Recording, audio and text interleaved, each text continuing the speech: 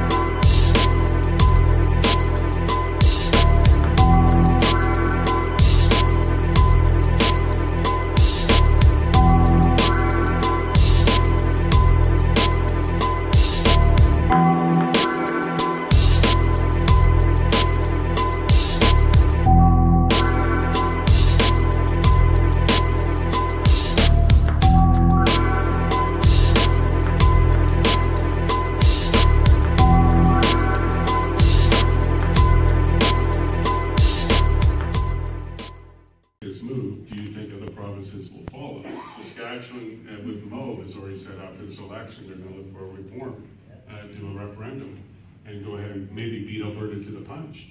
But do you think if this actually happens and we see a yes vote, and it's a clear one, because the Clarity Act kind of requires a clear majority, and it's not just 50% plus one, it's going to maybe 60 or 65, it's not even defined, but we'll have to address that problem. If you have a member of parliament that actually supports you, we'll be able to argue this a bit more. But at the end of the day, do you think other provinces might join along? Pandemic response. Let's just be clear. I think that all of that COVID stuff was all bullshit. So that's my position. But what we've seen is that, and why I'm in favor of an independent Alberta, strictly independent.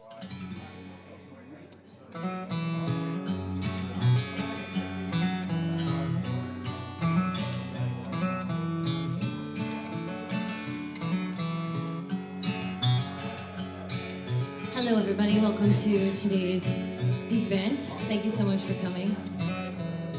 My name is Lindsay Butler and I hail from southern Alberta, a place called Gladys Ridge. My family has been there since 1886, so that makes me a 7th generation Albertan. And I don't think we even reproduced that quickly in my family, we've just been here forever. Anyways, I wrote this song called Prairie Settler Song as a tip of my hat to all of us prairie people. There's something extra in our blood that makes us resilient as heck. We like to work hard, but we play hard. We take family and friends seriously and community. I'm so proud to be a part of that group. This is Prairie Settler Song. They call this land the prairies. We call this land our home. Great-great-granddaddy broke this ground over 100 years ago. They came across the ocean, they traveled far and wide, through this wild land unknown, and it's a wonder they survived. Yippee-yi-yi.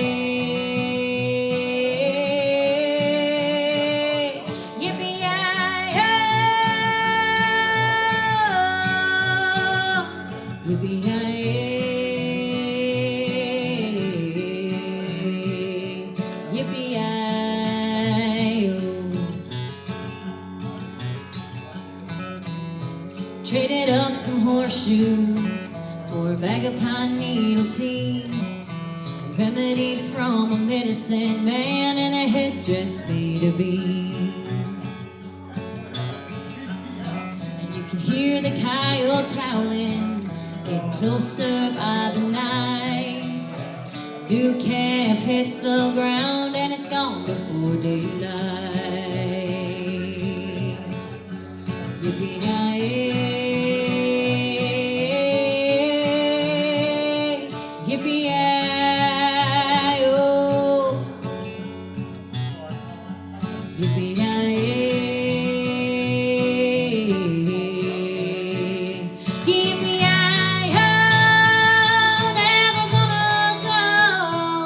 Staking my claim right here till the dust comes out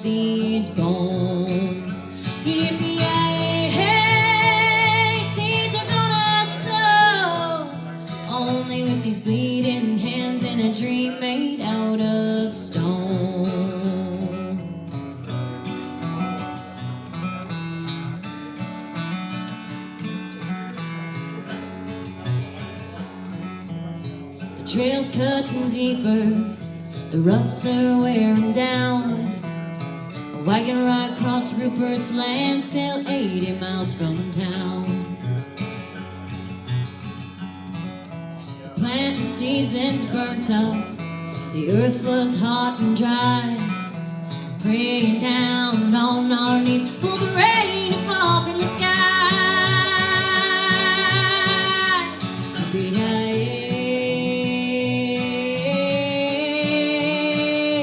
Yippee-yi-oh, yippee-yi-oh,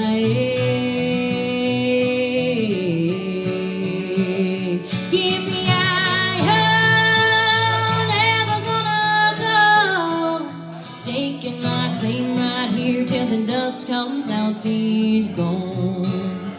Yippee-yi-hey, seeds are gonna sow, only with these bleeding hands and a dream made out of stone.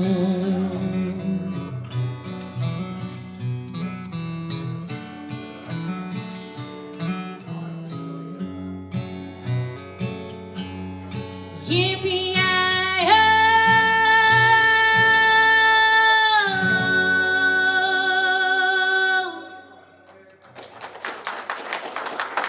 Thank you. All right, so at the back here, now we had some keeners in the room, so some of you beat me here, but thank you, we appreciate the keeners. I do have some albums and CDs for sale by Paul at the desk table back there. And I got a Sharpie. If you think I'm really cool, you want me to sign it, I will do that, free of charge. You just gotta buy the thing, Anyways, I got a couple songs here for you. I'm supposed to entertain for 30 minutes, which I haven't had a lot of shows lately, so I never know what's gonna happen here. But anyways, if I focus, it goes better. But I like people, so whatever. Anyways, this next tune is called Trailer Park Pretty, and it's on the album. Same with the last one there.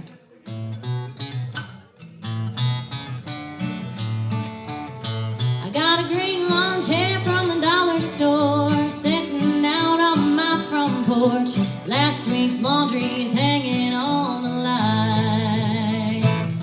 It might not be much, but it's what I got. I'm high rolling on a corner lot. Welcome to my home, sweet double wide. Well, the screen door's broke, but so am I. I'm getting good at getting by, and if I had AC, I've had it work just fine. I got Dolly Parton on cassette. If you're looking for the good life, well, this is it. The grass is greener here in Paradise City.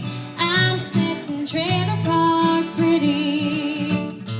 Well, my hand-me-down Buick is in the drive. Only 3 ball ties, but hey, she's my ride.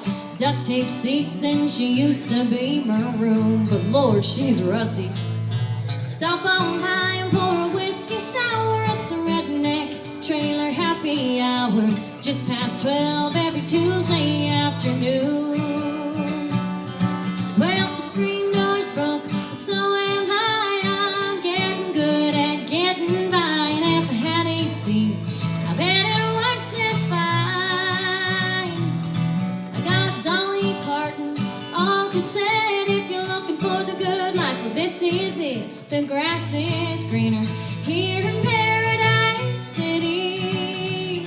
I'm sitting trailer park pretty.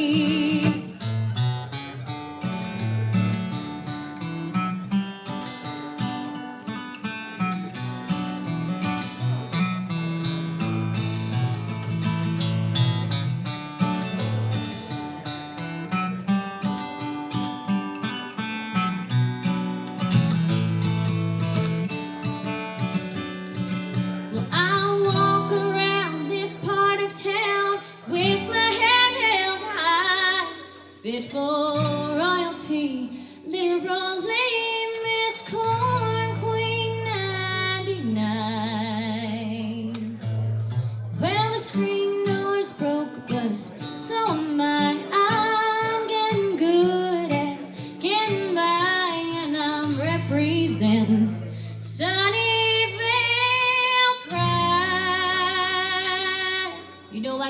Park Boys? 'Cause I'm cranking out these greatest hits. If you're looking for the good life, well, you found it. The grass is greener here in Paradise City. It's a little overgrown, but I'm still whistling Dixie. I'm sitting trailer park pretty. Thank you.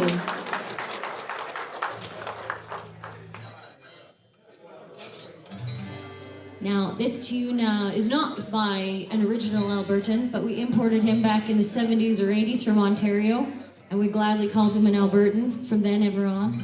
Here's some Mr. Ian Tyson for you.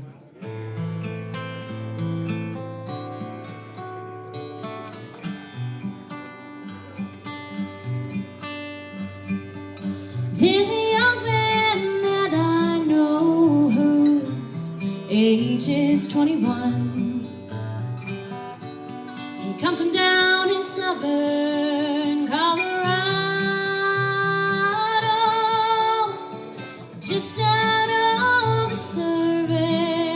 He's looking for some fun someday soon. Going with him someday soon.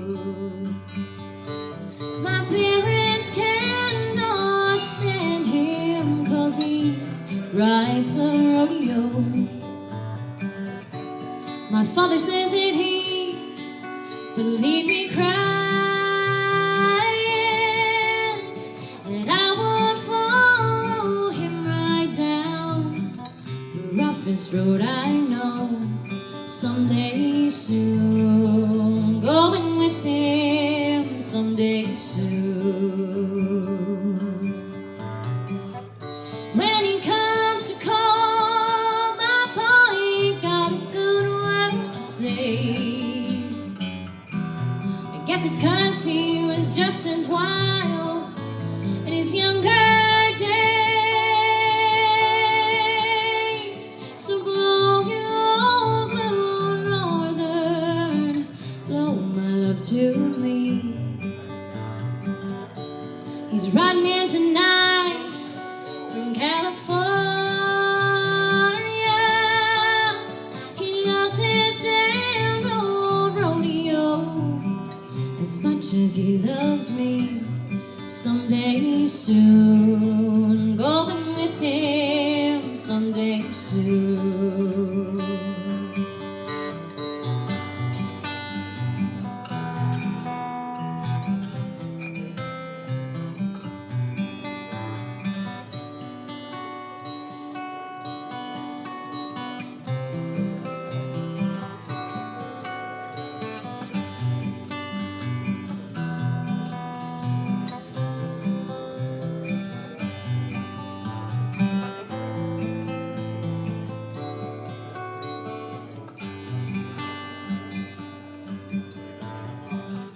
When he comes to call, my pa ain't got a good word to say. I guess it's 'cause he was just as wild in his younger days. So blow your old blue northern, blow my love to me. He's riding in tonight from California. He loves his damn old rodeo as much as he loves me someday soon. Going with him someday soon. Someday soon. Going with him someday soon. Someday soon. Going with him someday soon.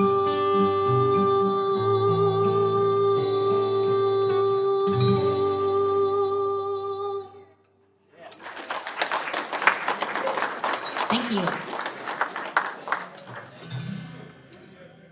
So, how many of you guys have been following Jason's show for like 3-4 years now? Somewhere in there? The Jason Lavigne show? Hands up, anybody? Okay, couple, okay.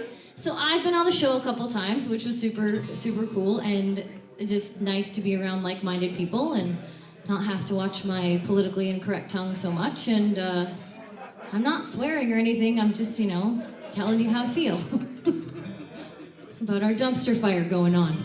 Anyways, how I met Jason, actually. So I was the singer that was down in Coots during the hey, we don't like what you're doing business.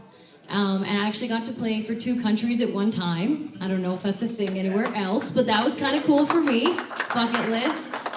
Played to Canada and the US. Got some US followers out of it. It was nice. And I just thought I just was so confused by the whole thing. And I needed to get down there and see if it was really bad, as bad as the media was saying it was, because I had friends that were down there. So I went and I brought my guitar and I played some tunes, tried to give them some hope and inspiration to keep going. I mean, it's wild to me because all over the amount of protests and rallies that I've played at, some of my biggest crowds, we're talking like 10,000 people, which I think is okay, and I'll take that any day. People that I really want to be my fans, thank you. The weather always held out for us. It would be cold and wanting to blizzard, and then it was time for the rally to start in Okotoks, which was like my local one, and the clouds would part and the sun would come out.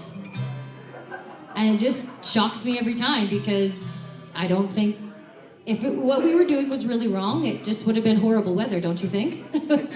God would have been like, no, rain now. No, he's like, yes. Sunshine. I don't want that girl's fingers to freeze.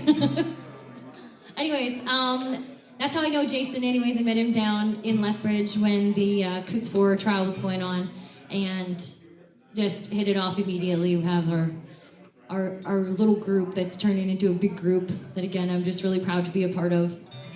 Anyways, I'm going to sing some more songs now, but I just wanted to give you a, hey, why is this girl here?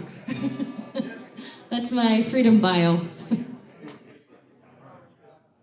And then, I kind of got blacklisted a little bit in the music industry because I sing freedom songs. But anyways, that's for a later story. Anyways, this song is fairly new. It's only a year and a bit old. And it's called I'll Go.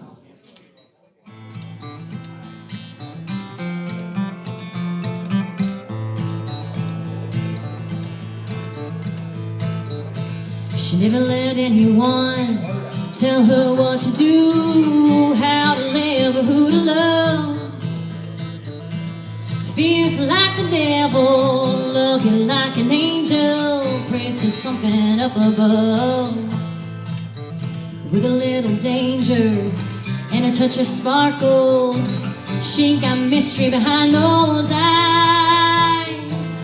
And if you're brave enough to think you can tame her, she'd be one hell of a prize. She likes the burn of the whiskey, runs wild like them horses.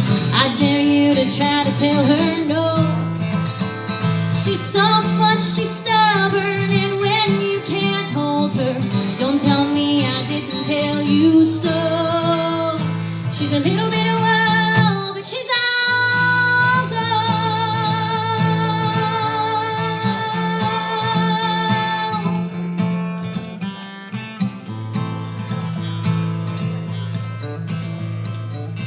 And she's got stories that she keeps hidden, like all the times her heart's been broke, and all the bridges gone up in flames. She just laughs at the smoke.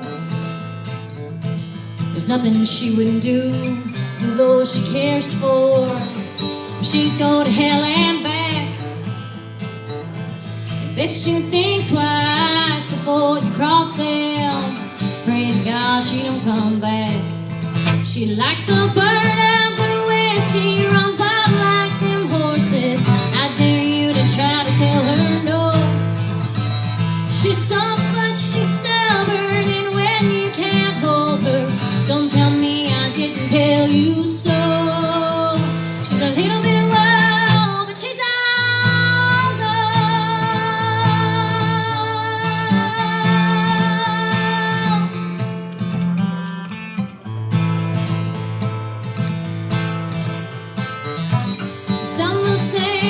she's just too much. Well, you can look, but you better not touch. She likes to burn up and whiskey, runs wild like them horses. I dare you to try to tell her no. She's soft, but she's stubborn, and when you can't hold her, don't tell me I didn't tell you so. She's a little bit of wow, but she's all gold. She's a little bit of wow, but she's all gold.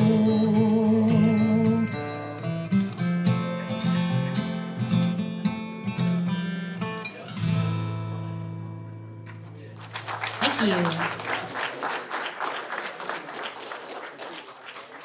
Two more, okay.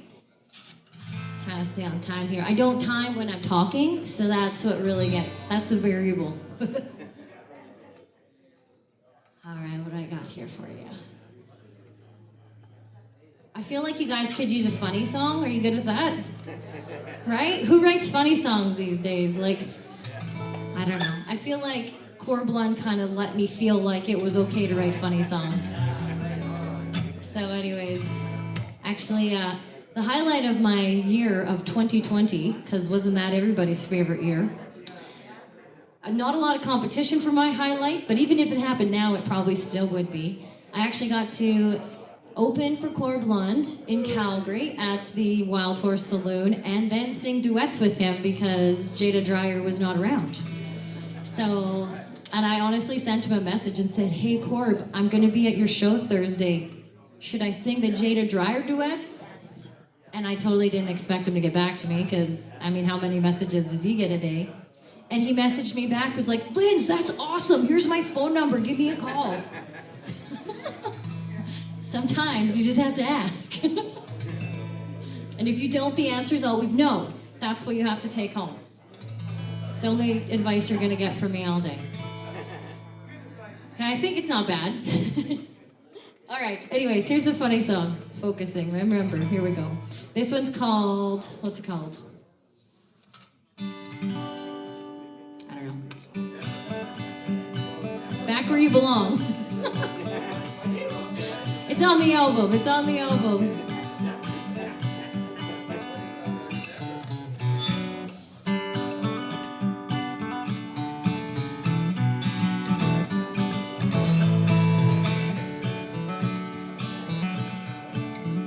Don't wanna see your face at the grocery store. Don't wanna hear your truck drive by my house anymore. I don't wanna know how you're screwing the neighbors over. It's about time you go back where you belong. Go back where you belong, to the middle of nowhere. Go back where you belong. Well, it's only fair. Kiss it better, it's about time you go back where you belong. Not gonna miss picking up your dirty underwear. Not gonna miss the sink covered in your black whisker hairs. Not gonna miss all your selfish moaning and complaining. It's about time you go back where you belong. Go back to the middle of nowhere. Go back where you belong. Well, it's only fair you go back where you belong, and your mommy will kiss it better. It's about time you go back where you belong. I feel like I wrote this song about a boy, but you guys can add whatever political party or globalist organization you feel like you want to add into here and say I wrote about them too. That totally works with me.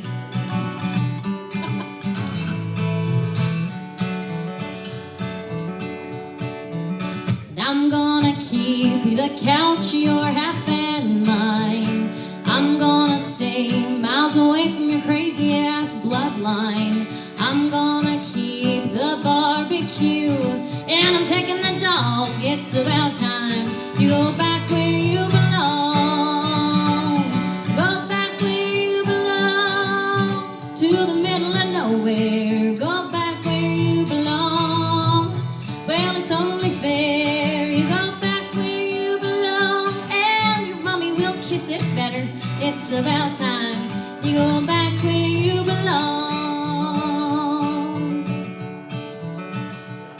Go back where you belong. No one will miss you when you're gone.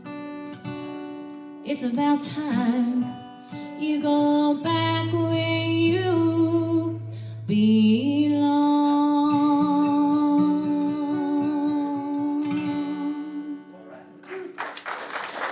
Thank you. All right, I got one more tune for you, and then I believe the panel starts. Or Jason's gonna talk, or something other than me. Anyways, this song is the kind of my icebreaker to get to meet all of you amazing people. And like I said, just being around like-minded people just makes me feel not crazy, that like common sense is still alive in the world somewhere.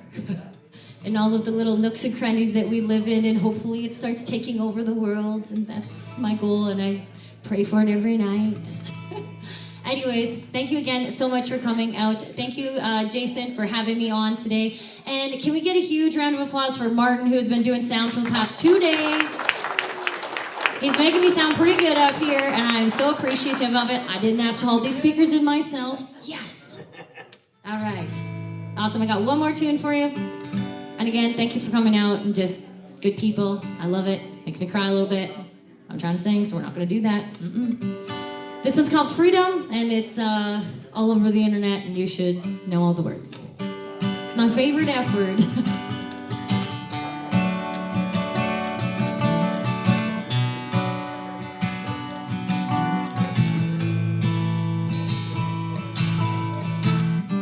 For every one of our loved ones sent overseas, friends, fathers, sisters, brothers, so we could live free.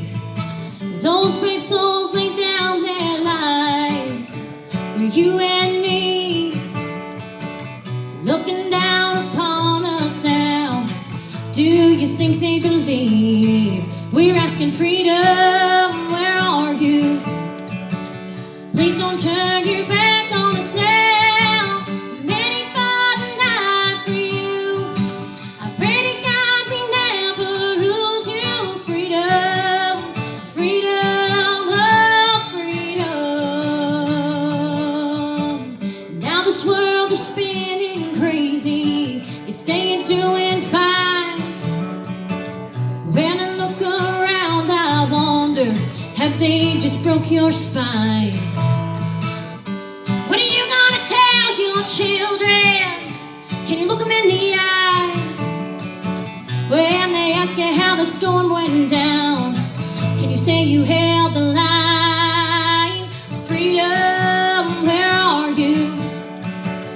Please don't turn your back on us now. Many fought and died for you. I pray to God we never lose you. Freedom, freedom, oh freedom.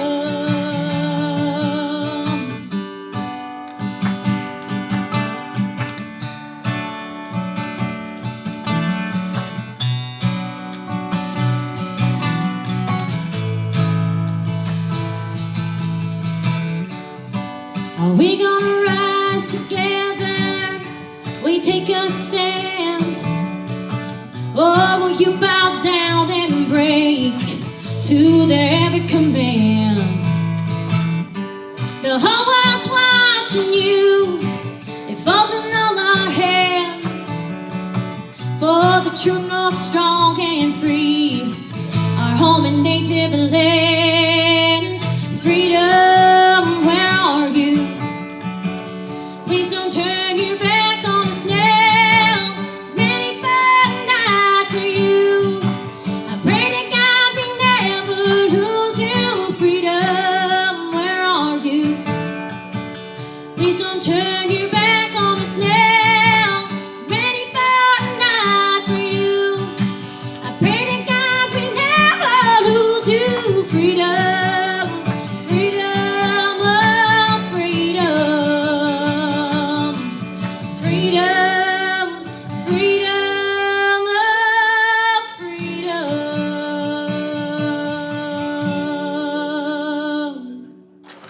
Thank you so much. I'm Lindsay Butler. Hello, everybody. Thank you very much. Another round for Lindsay, please.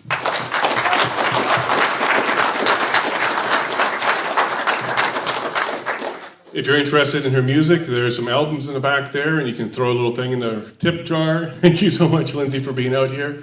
She is one of my favorite artists because she's one of the ones that stood up with the rest of us and paid the price, all right? When you stand up against the system and the machine, you pay the price. But it's still worth it, right? We want to make sure that we're healthy and we have a future here in Alberta, and this is exactly what her songs are all about. Lindsay, I love you. Thank you for being here. Thank you. You saw her yesterday too? I said I voted for you yesterday. Give this man applause. Thank you very much. Stood in line for an hour to go ahead and have change here in Parkland. I appreciate that a lot. So I am Jason Lavigne. I'm the host of The Lavigne Show. And I've been looking for the truth for a couple of years now as an independent journalist. And in November 2024, I put my hat in the ring for the People's Party of Canada to go ahead and represent Parkland riding. You're currently sitting in it, so if you live around here, you may find my name on that ballot. But we're gonna go into the conversation here today, which is about Alberta's future, because there's a lot of conversation about the independence of Alberta, whether we're looking for absolute sovereignty, whether we have a referendum that says yes, whatever the path forward, I'm the type of guy that can bring that forward for you. So I'm looking forward to representing Alberta and make sure that we have the change that we solely deserve. And I think it's about time that this conversation is had. And I'd also like to thank the Alberta Prosperity Project for being here. So there's a table back there. If you haven't grabbed the pamphlet or signed up, I would encourage you to do so.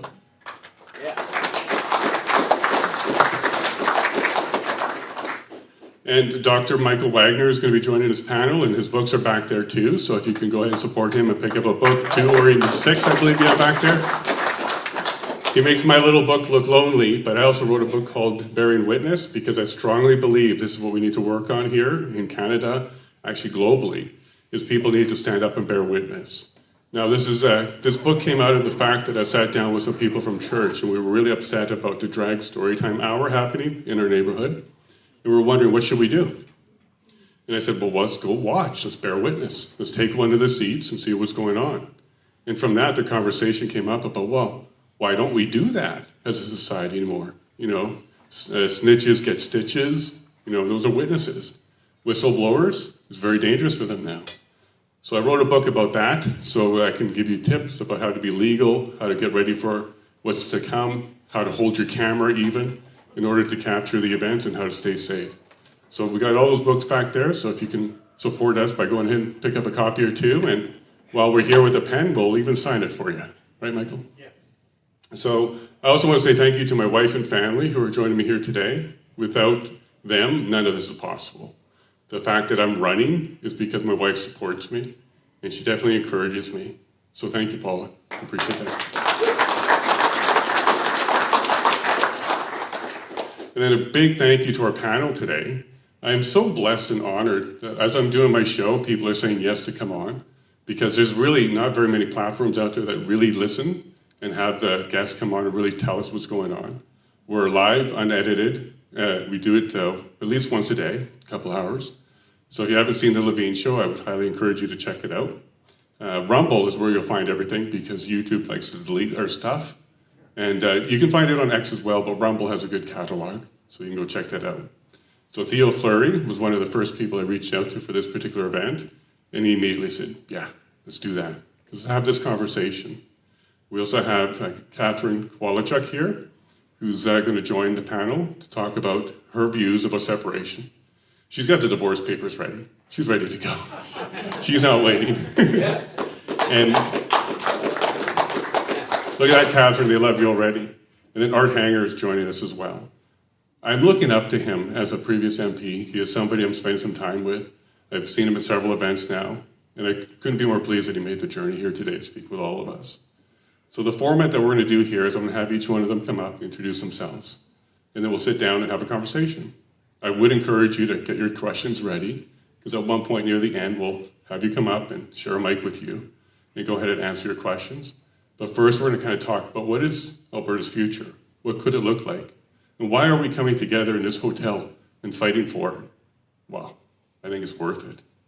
I think the future that my boys need is something that we can provide here. So I'm really honored to have everybody join us. And Art, let's go ahead and start with you. If you don't mind, we'll have you join and give you a bit of an introduction and let everybody know why you made the journey out here to Spruce Grove with us today.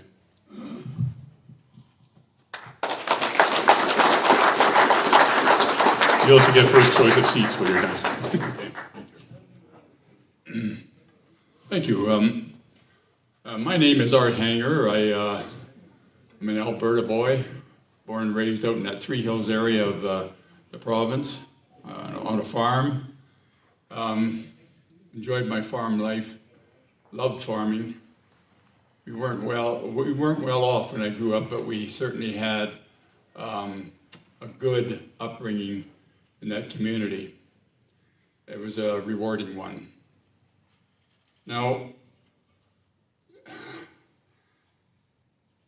I got a lot of thoughts on my mind I wanted to express, but I'm going to sort of summarize and maybe cut them short. But after some years on the farm, I knew I had a calling to go into the police department, and I took that calling up probably about my mid-20s, and I joined the Calgary City Police, and I already had a fixed idea about what good policing was because I saw the early parts of what was about to be abandoned as policing in this province. So I became very frustrated with my the ability to police properly. One, I knew that we were given authority, power to arrest, to do what is right for the benefit of the citizen. And the second, we were also given the ability to use our second power, which was discretion. And that was taken away as over the years as I policed. And it spurred me when I saw the changes in the law that brought immigrants into our country through an illegal process called the refugee claimant system. And they wouldn't even put their foot on Canadian soil, and they were already victimizing people right across this country at a substantial rate. And that was back in the 70s. It's far worse now. Our whole system, our whole culture is now being threatened by that. Very, very same thing. So that spurred me to challenge a lot of the system. And one day, lo and behold, the Reform Party was born. I joined the Reform Association of Western Canada, and from there I took on the role of helping build the party. And in Northeast Calgary, I decided at one point to join the ranks of those that wanted to be elected. And I became a member, or I became actually one of the candidates in the Calgary riding of Calgary Northeast. And that was a very difficult riding because it's very multicultural, and that was my challenge. But I rose to the challenge and I won the 93 election. And if you remember, and there's some in here in this room that will remember, that the Reform Party was born when the Conservative Party was in power, because they never fixed what Trudeau did to begin with. They never fixed it. In fact, they even added to it. The problems that we now face today were much on the shoulders of the Conservative Party as it was on the Liberal Party at the time. And that was something that really hit home to me. And so I saw this breakdown in our society as time was going on. And in 1993, 92 actually, I threw my hat into the ring, was elected in 1993, and I became part of the Reform movement in Ottawa. We swept the West. We had it in our hand. We had it all in our hand, and all the Western provinces. And as a result, we went to Ottawa with that in mind. And one thing that was clear in our mind, we represented those that elected us, not the messenger boys for Ottawa to bring back into the riding. It's all reversed now, but that's where it was. And so I became part of that team.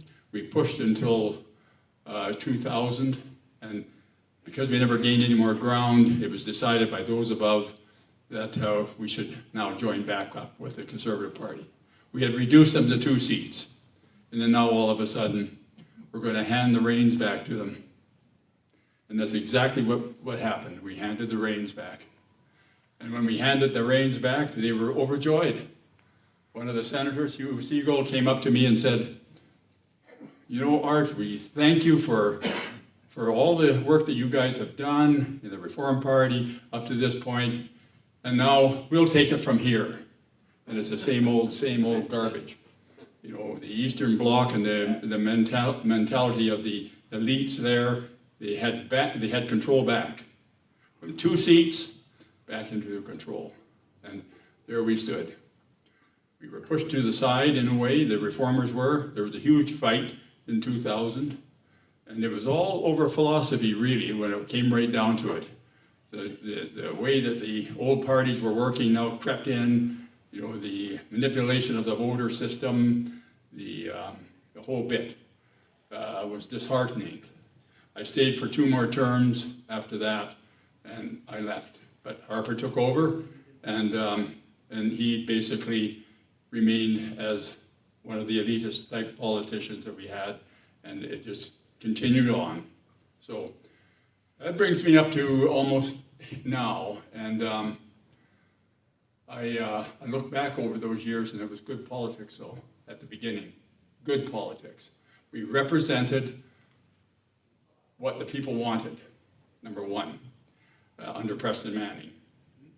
But that was diminished and extinguished, I should say, by going back into the old system. And so that's where we sit today as our political environment. It's very, very troubling because it's still run by the Eastern elite. Yeah, if you want to call me a Laurentian elite, it is. It truly is. And that's a hard nut to crack because they're all captured by it one way or the other. So I retired from politics in 2008, and I was, not happy with how I left, what the reasons were that I left.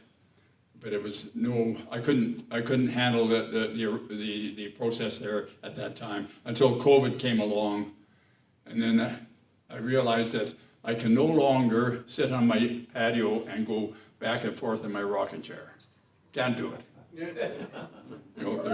There's too many. There are too many of our young people coming up that need help. They need guidance. They need information. And so I'm throwing myself back into the ring. I have been for the last 4 or 5 years in one form or another. And I applaud men like Jason and others that are standing up in the front line with these podcasts. I think that's the only place you're going to get information. So thank you for that, Jason. I appreciate it. And I'll turn this mic over back to you. And I as long as I have some ability, I'm going to throw whatever I have into this arrangement here of making our, whether it's Alberta Independence or something similar, I'm for it. So.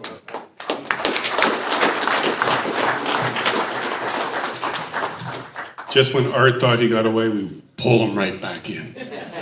Because he's very right. The old system got back in. With 2 seats, they managed to take over again. They made a bunch of threats. And that's where there was true splitting of the vote. They were making sure that, over in the East, we were not getting support. And this was Canadian Alliance at the time, right? Yeah. And that's where we ran into trouble. Maxine stood on this very spot just yesterday, where he explained to everybody that he looked at Preston Manning in the little blue book and took some ideas from there to go ahead and start up the PPC. And I do think that that mission can be accomplished. It may not be fully this election. We may need to see a little bit more conservative pain before we all take that step again. But if we can elect even just one seat, that's all it took to start the Reform Party. A by-election in Beaver Creek, 1 seat. The next election, 52. And balance of power was rightfully back with conservatism and reform. Official opposition was after that. But yes, the big mistake was Harper. We thought he was going to help. But if you take a close look at that record, Agenda 2021, you ushered that one in. Agenda 2030 under Trudeau, and we're seeing Agenda 2050 under both Carney and Pierre. We had Preston Manning just a week or so ago, 2 weeks ago. He did an opinion piece where he said, Alberta, the West is upset again. They're frustrated again. It's happening again. Even more than when he was doing the Reform Party. And Carney was pretty clear. Unite Canada, we don't need to listen to this. Let's stay together. Pierre said the same thing. Pierre forgot where his party came from and who started that. He turned his back on Preston, distanced himself. What he really did was he turned his back on Alberta and distanced himself. So we only need 1 seat. They can be that canary in that coal mine, tell you what's really going on. They can't shut me up. They can complain. And this guy's vote is going to help us get there. So I definitely hope that there's more people that are listening and on the fence and understand that split the vote. That's to scare you. And a lot of people are voting against Carney, not for Pierre. And they've actually said to us, I'm picking the lesser of 2 evils. You're still picking evil. Okay? So Alberta is where this can happen again.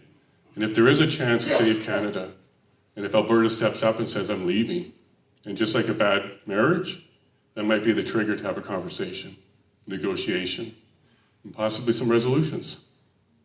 And if we don't get there, we got 2 feet, cowboy boots. We'll stand on them and make some change. So thank you for your support. I should point out, the majority of the ridings, federal ridings in Alberta have predominantly got about 70% conservative votes in the past. Correct, so 74% Half here. of 70 is 35, and it only leaves 30 for the rest of the parties. Correct. Splitting that vote doesn't make any difference whatsoever. Correct, he did his math. So yeah, here in Parkland it's 74%, so 37 each. If we split it right down the middle, that leaves 26 for all the other parties combined. And NDP had 18 in the last election. There is no way this is going anything but conservative. So you actually have a choice this time. You don't have to do the default vote. And by the way, it's over by the time it hits Manitoba. That's right. So let's go ahead and make a purple one. It's Kitchener, never mind. By Kitchener, you're not wrong, not even Thunder Bay. Yeah, no, he's not wrong, he's not wrong. So I am going to pledge my support to Alberta. Max stood here with me, as I said exactly that. I represent Parkland and the best interests of Parkland, because that's what representation is. And Art put it perfectly. This is why we need to listen to the people. This is why I'm doing events like this. They're free. I'm not charging you $200 a head like that other guy. You can come here free and enjoy yourself and get some information. And no matter what happens in this election, I will continue to do that. We'll do live events, I'll do my show, because information is the key forward, and we absolutely have to keep that going.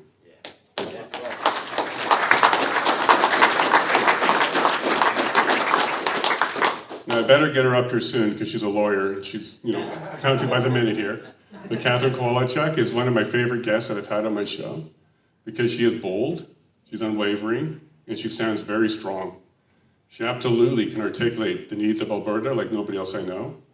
And yeah, her rate's pretty fair, especially for today. So here we go with Katherine Kowalchuk. Thank you.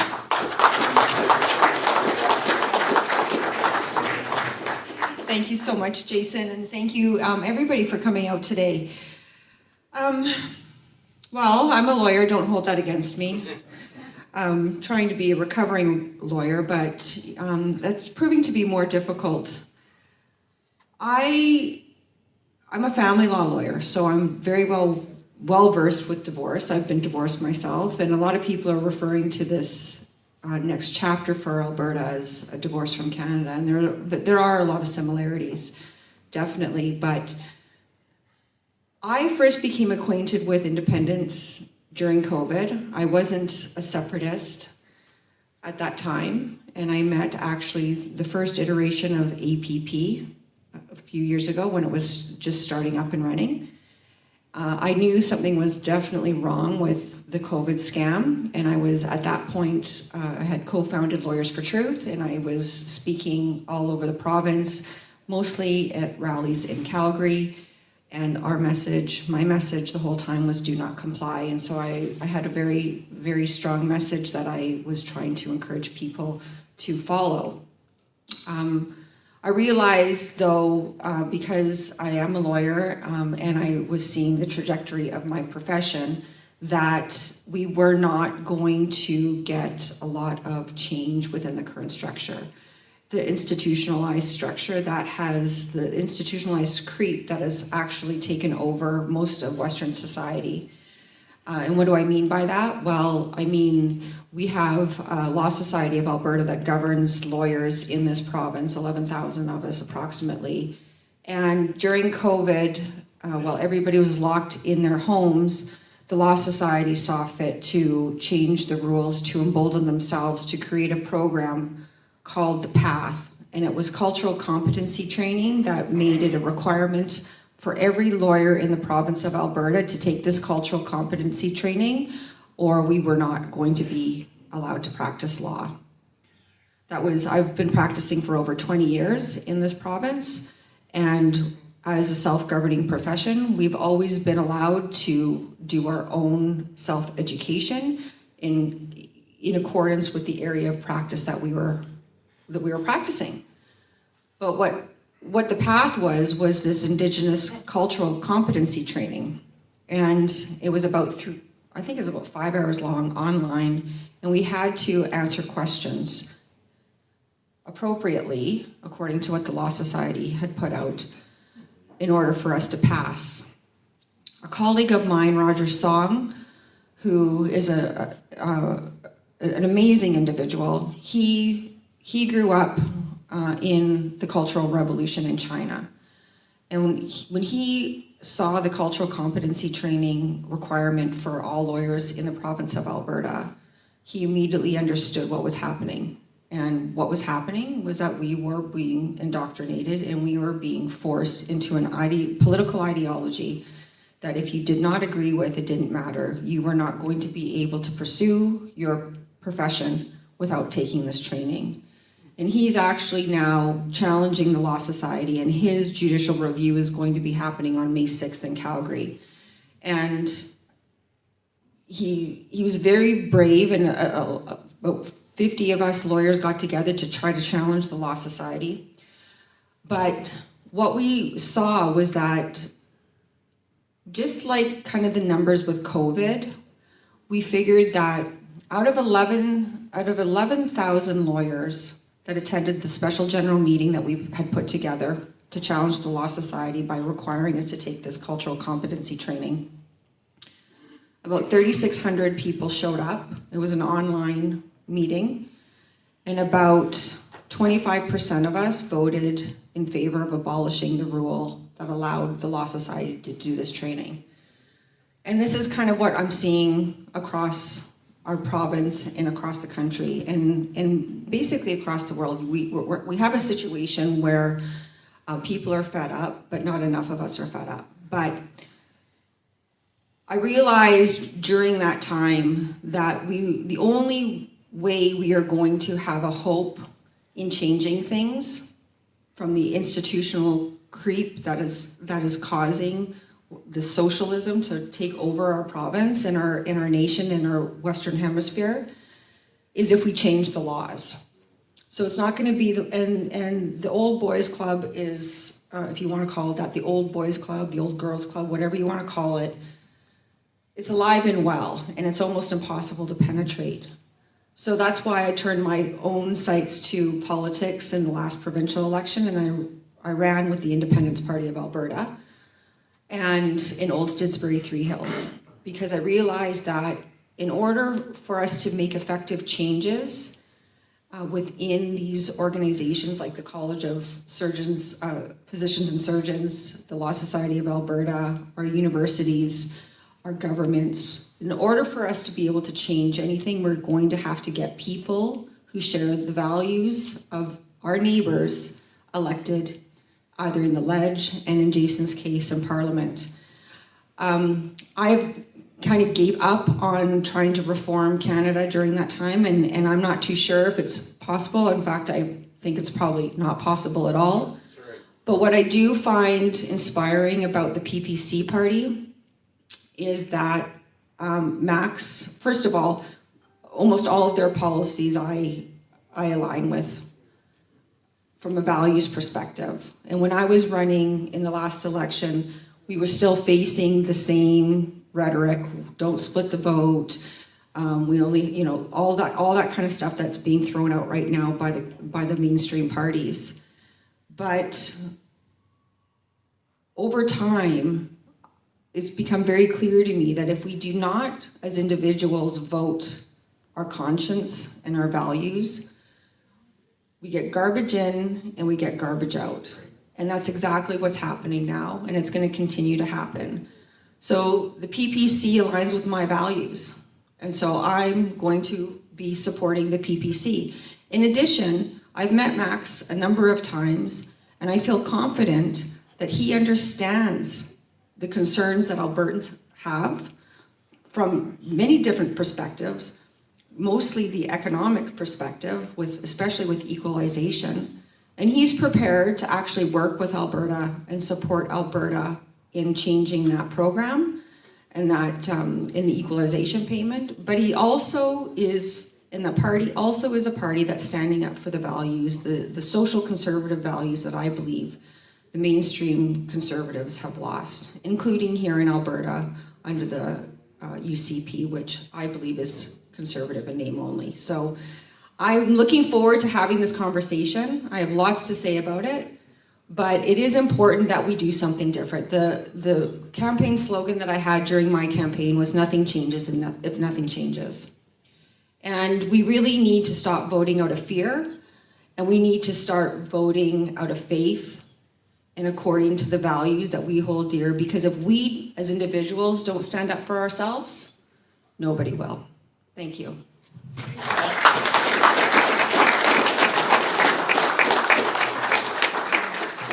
Thank you very much. I just want to acknowledge that Dr. Hodgkinson just arrived. Yeah.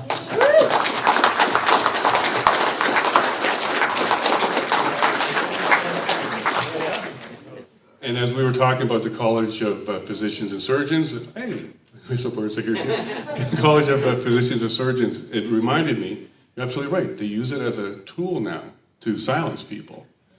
And the Law Society is no different. They're actually using it as a tool to silence people. When I was doing my show about a year and a half ago, I had this gentleman on, you may know him, Donald Best, and he was doing a report. A bunch of people reached out to him and said, hey, I've got some concerns. So he did a report, had to do with fundraising here in Alberta, and I had him on the show. And what did that get me? A Law Society complaint.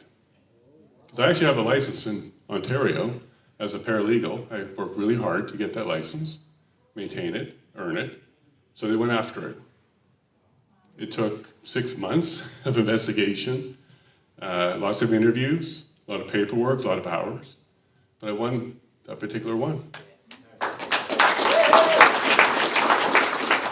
But unfortunately, he got appealed. The people were not pleased that I actually succeeded, because I did nothing wrong. So they went after it again with an appeal.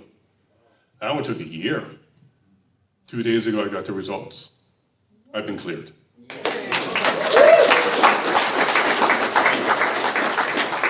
It took me longer to fight for that license than to earn it.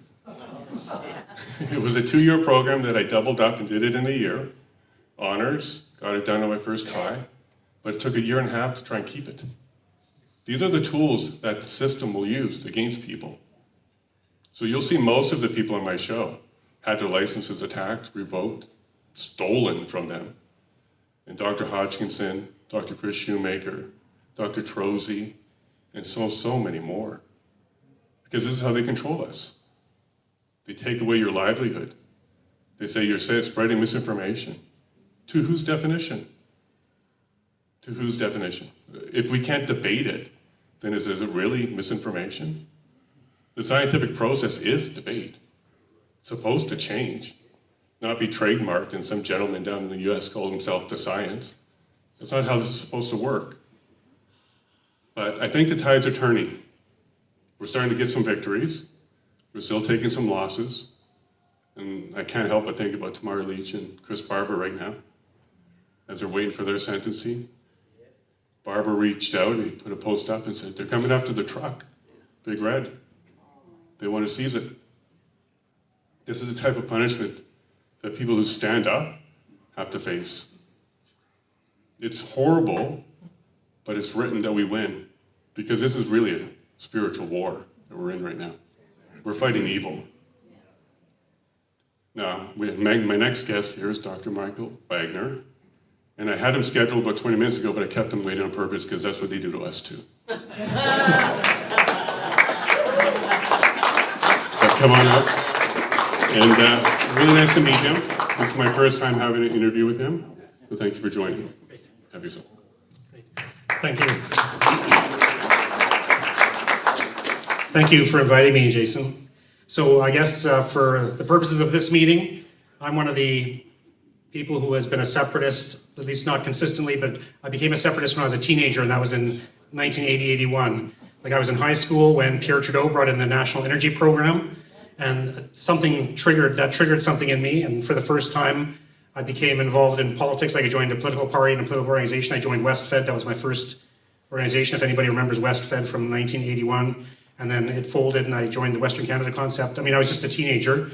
I wasn't old enough to vote, but I passed out pamphlets for my candidate for the Western Canada Concept Party in 1982. So again, I couldn't even vote in that election, but I was just really emotionally affected by what was going on, and I wanted to fight for my province. So I stayed a little bit involved in the Western Canada Concept, but it faded away. Like, I was naive, I was a teenager, so I didn't really accomplish anything, but I just felt like I had to do something. Then for a little while I was involved in the Reform Party, and as I mentioned to Art, I was actually in Calgary Northeast at that time in 1992, and so I was at his nomination meeting and I supported him. So I only met him for the first time a couple of years ago, but it was quite a privilege because I was sure he was the right guy. And the Reform Party was the right idea at the time. Like, the Reform Party, the motto was the West wants in. We'd been through the Trudeau experience and the Mulroney experience. They would not listen to us, the people in Ottawa would not listen to us. And many of us, like me, we wanted out. But Preston Manning had a different idea. His idea was, let's get that energy, let's get that Western political energy, and let's get a voice in Ottawa. Let's send our guys to Ottawa, and we can get some changes made, some constitutional changes, so that they have to listen to us. Like, if we got a Triple E Senate, a Senate that would be elected, we don't have an elected Senate right now, but a Senate that was elected with equal representation from each province and had effective powers, Western voices could be heard in the national government, and they wouldn't attack us the way they've been doing. So the West wants in, that was the thing to do, and the Reform Party was the right idea. And you know what we learned from that? Like, people like Art, they went down there, they worked really hard, they did the best they could, and what we learned was the East does not want us in. That's why that was such an important experiment. The Reform Party was the right thing to do for that time. And now we know the East does not want us in. If we want a voice, we have to be independent. We have to have our own country.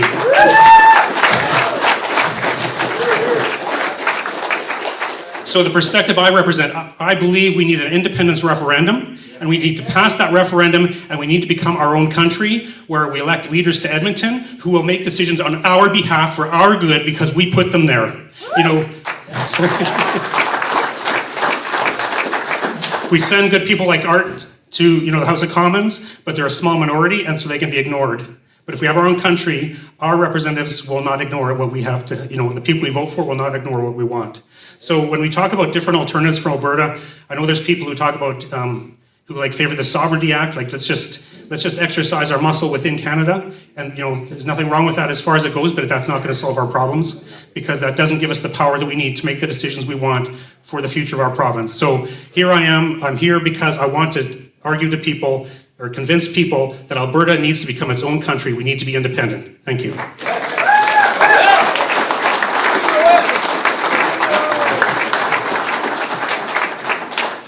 I like him. I like him. We do too? That's why we're here. Absolutely. Now, if this is what happens, let's say you vote me in, and I have a seat, then Alberta does its referendum, maybe November, maybe sooner, we'll see. Jeffrey Rath is certain working on it. And it comes back a yes. My mandate is to end my job. Imagine that. I got to go there and fight for the voice of Alberta so that my seat is no longer needed, and Alberta goes and does its own thing with, whether it's a republic or a commonwealth or whatever the term is, it will be separate. Get the pension first. Get the money first.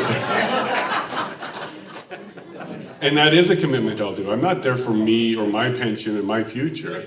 I'm there to bring forward the voice of Alberta. So I couldn't be more pleased about that opportunity. Now, when I started my show, the purpose of my show is I wanted it to be a crash course on being an MP. I called it an MP boot camp because that was my goal, was to be an MP, but I need to be educated. I need to learn the issues, talk to people. And you're not going to catch that on CBC, Global, CTV. I quite literally had to knock on doors and hit the emails and basically beg for my guests to come and join my show. I've now had over 600 interviews on my show. And this has allowed me to learn a lot. I've talked to people that call themselves refugees. These are people who left the left, so they consider themselves refugees. Political orphans. They don't know where to go anymore because nobody aligns with them anymore. And then superstars, like Theo Fleury. When I reached out to him, it was, I think, through LinkedIn is how I connected with him the first time. And I was thrilled that he even responded, let alone come on the show. And I thought, awesome, I'm gonna have Theo Fleury on. We're gonna talk about, sports and some of the things he's done, Olympic gold, skate around. Now, I'll admit, I was an Edmonton fan, Oilers, as a young guy, growing up in Saskatchewan. Even when I moved to the Toronto area, I still followed Edmonton. But I really thought I was going to have a conversation with Theo about sports and what it means to be a patriot in Canada and fight for Canada, like the Olympics. I was kind of surprised when the conversation went to trauma, talking about his work with trauma, adult trauma, and then he shared his story with us. And I was surprised to hear all those details. You don't catch this on CBC. They didn't do a Theo Fleury, the history of trauma, and have a conversation with him. So I learned a lot. And I was kind of taken aback that he was able to share that. And it really inspired me a lot. But what really shook my world was something I didn't expect to happen. Again, I thought it was going to be MP boot camp. I thought it was going to be about me learning. But I received a message shortly after his episode, a gentleman out in BC. And he said, I had watched your episode, and I learned about Theo's story. And he said, me too. It happened to him. And then he shared with me that he ripped up his maid's application after watching that episode because he was ready to end his life. So Theo saved at least one life that day by coming on the show to share his story. And I know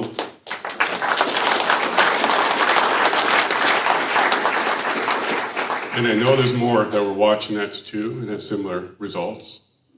And then he came to the NCI in Edmonton. You were there, I believe. And he shared the story there again too.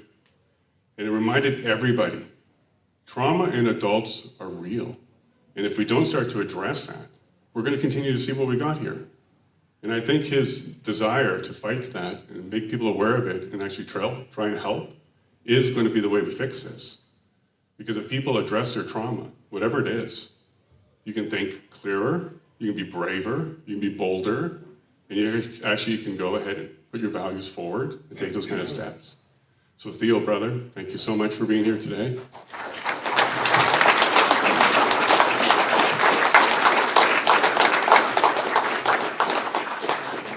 And I have no doubt you're going to absolutely love this man if you haven't met him before, and please go shake his hand.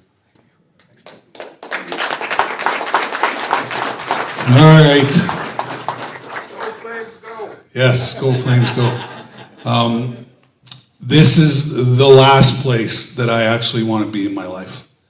I don't want to be doing this. I don't think I need to be doing this. I shouldn't be doing this. But obviously, there's a reason. There's a reason why. And, Jason covered it. And, what blows my mind is we have early voting going on right now. And we have people who are still voting for the three main parties. Conservative, NDP, Liberal. And these guys just finished committing genocide on the planet, and we're still voting for them. What's the definition of insanity? Doing the same thing over and over again, expecting a different result. Well, the reason why you're still voting for these people is because you haven't resolved your own personal trauma that you have. And it's as simple as that. And that's the reason why I'm here. Is for the last 20 years I've studied human behavior because I have a story and a history of trauma. Intense, crazy trauma. And when I got to the other side of trauma and started sharing my story and doing workshops and helping people with their own personal trauma issues, I realized that the biggest perpetrators of trauma on the planet are who? The government. The government. If you can't afford a healthy diet and lifestyle, that's trauma. If you can't afford to put gas in your car and go to work, that's trauma. So every single issue we have in society starts with unresolved trauma. Every single issue in society starts with unresolved trauma.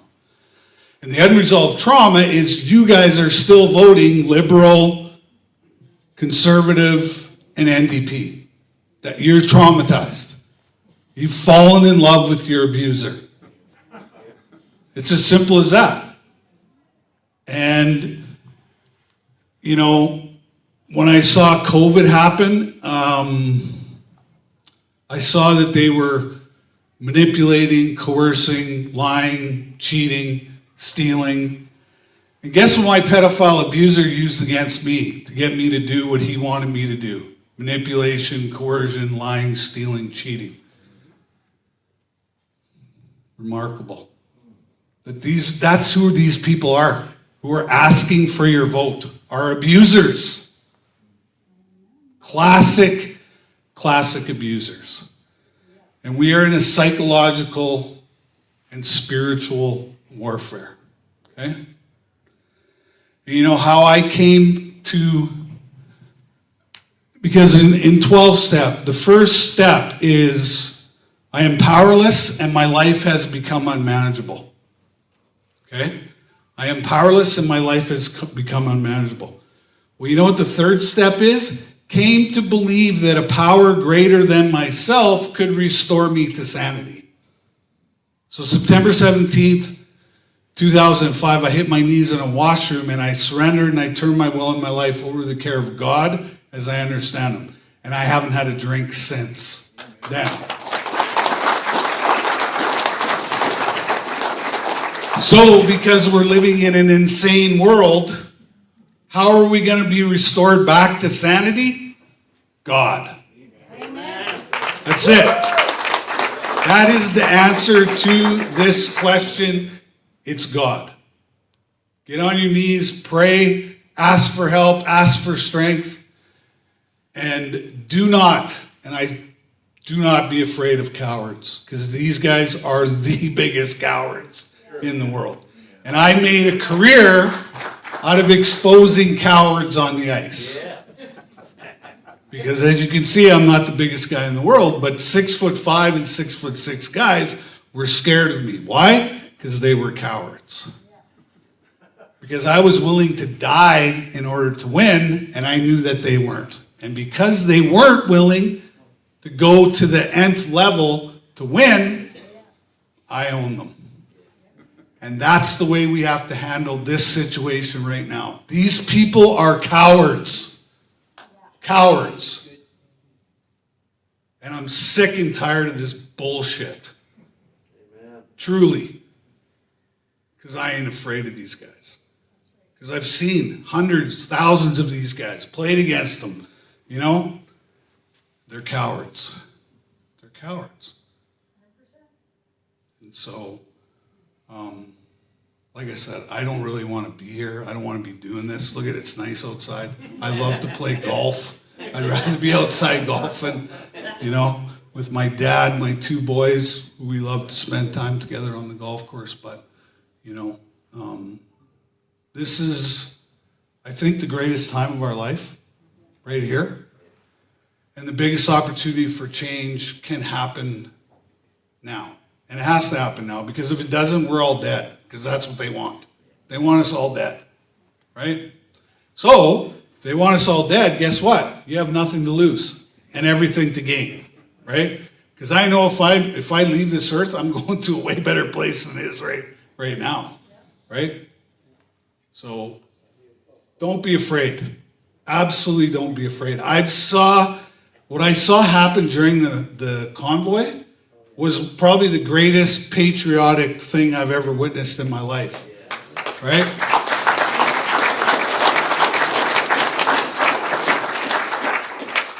And you saw the biggest coward in the world, Justin Trudeau, run away when they got to Ottawa, right? He ran away. He ran away because he's a coward, right? But then they started arresting us and they started freezing our bank accounts, and we got shit scared. We got scared and we stopped talking, we stopped congregating, we stopped meeting with each other because we got scared, right? We got scared, right? We did, because the movement is fractured. It's fractured, you know. Everybody's yelling at everybody and everybody's fighting with everybody, you know. The Liberals, they're united. It doesn't matter what goes on, they're united. That's why they did what they did, because they knew that we were going to fracture, right? Psychological and spiritual warfare, right? So the only way out of this, we got to unite, and that chain that we're going to create in this new movement has to be unbreakable. And no matter what they throw at you, because you're going to support this movement, you have to absolutely stand in your power, right? That's it. So, Alberta Independence you're referring to? I don't care what it looks like at this point. I don't care what you call it. It doesn't matter, right? Doesn't matter. We have to unite as a conservative group of people, and then from there, unwavered, stay on the path to get to where we want to go. And that's freedom and sovereignty. That's where we're headed. That's where we need to get to. Because right now, we're not free. We're not sovereign. These guys think they got the upper hand, you know, but they don't, right? Because we're meeting and we're creating a new movement, a new action, a new way forward. So I'm just, you know, and you know what's funny is they tried to cancel me the whole entire time, and I'm still here. My accounts are still growing exponentially. Why? Because I'm not afraid of cowards, right? So where did Jason go? Oh, there he is, right here. Okay, thank you for listening, and thank you for being here. Thank you, Theo.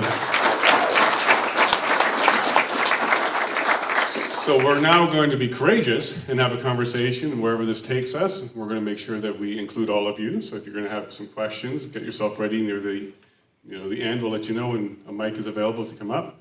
But we're going to have a candid conversation, unscripted, and we're going to enjoy ourselves on this one. So I have a politician, a lawyer, a doctor, and a patriot. That's quite the combination, I think. And Is there a joke coming? a lawyer, doctor, politician, and patriot walk into a bar. Start right there. Just to be clear, I'm not a medical doctor. I'm not a medical doctor. But you're a doctor. And I'm not actually a politician, I'm a reformer. I'm a reformer, there's a difference. So we gave the mics to the wrong guys. That's what I just learned. But no, here what we're trying to do is have a very diverse, not in the DEI type of sense, but a diverse type of voice here. And we're going to have a very candid conversation. Because I think already from what you heard in the introductions, there's different views. So we're talking about sovereignty and freedom here. We've got separation over there. We've got independence over here. And we got a reformer who is frustrated because it didn't work out and he wants to see it happen again. And he's not on his rocking chair. He's actually doing something about it.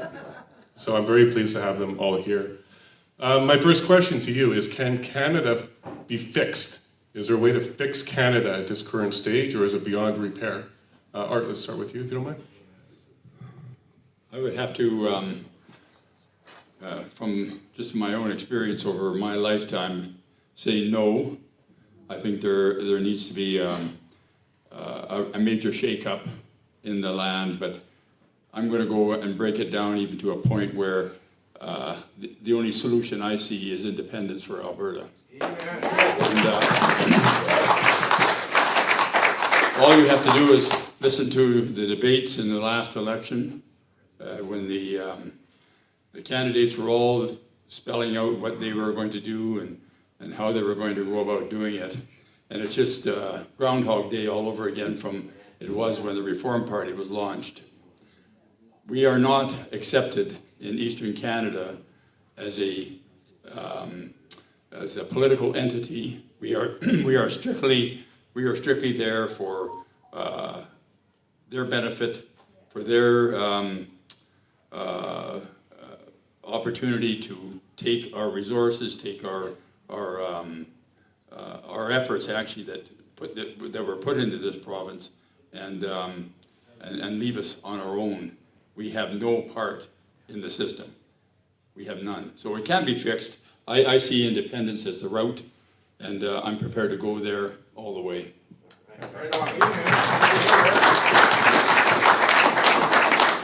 I would concur with what Art has said.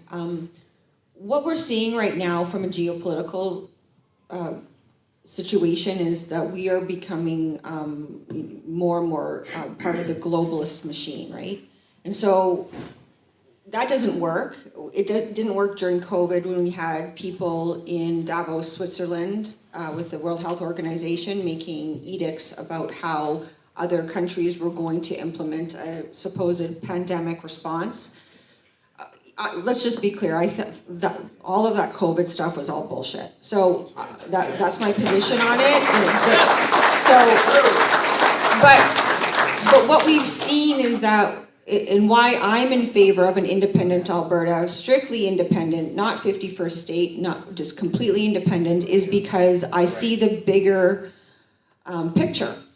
And I think the way we fight this is decentralize power and authority and not increase it.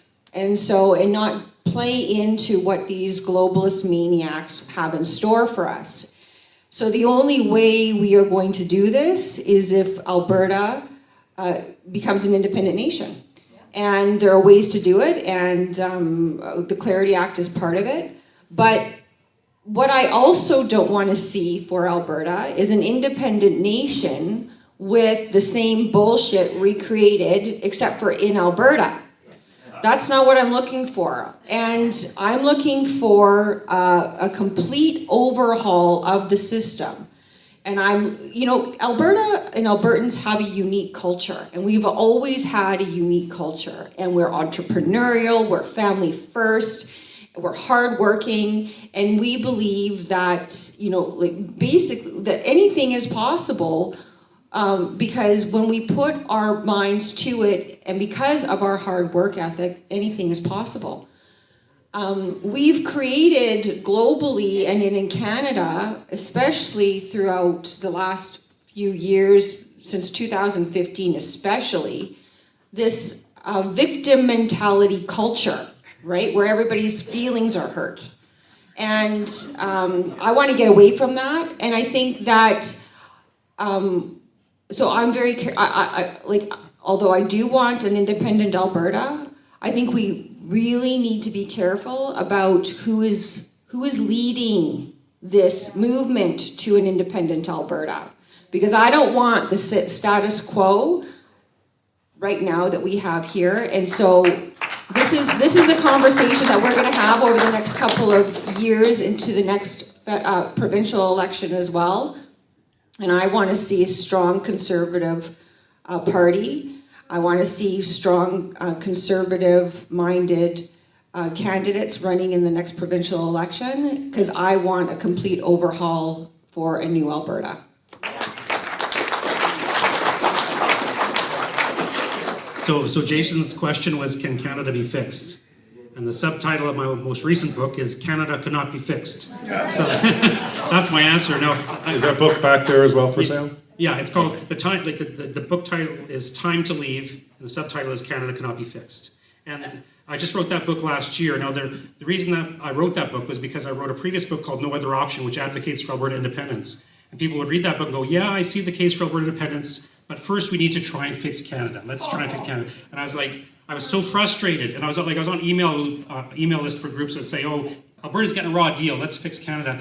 And the purpose of Time to Leave is to show we've been trying to fix Canada for 50 years. Like, it's not just the Reform Party, it was the Triple E Senate idea, and there's others. We've been trying to fix Canada. Albertans, going back to the late 70s, have been trying to make Canada a more favorable country for Alberta, because most Albertans would prefer to fix Canada than leave. Most Albertans would prefer that, because it just kind of makes sense. But we've been trying and we've been trying and we've been trying, and we've tried everything, like as far as I can tell politically that's realistic. We've tried it all. They don't want us. Let's get out.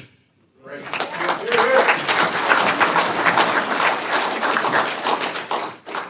You can't fix communism. Right? I don't know how many times it's been tried. And there's one thing very distinct of what communism spits out, and that's mass death.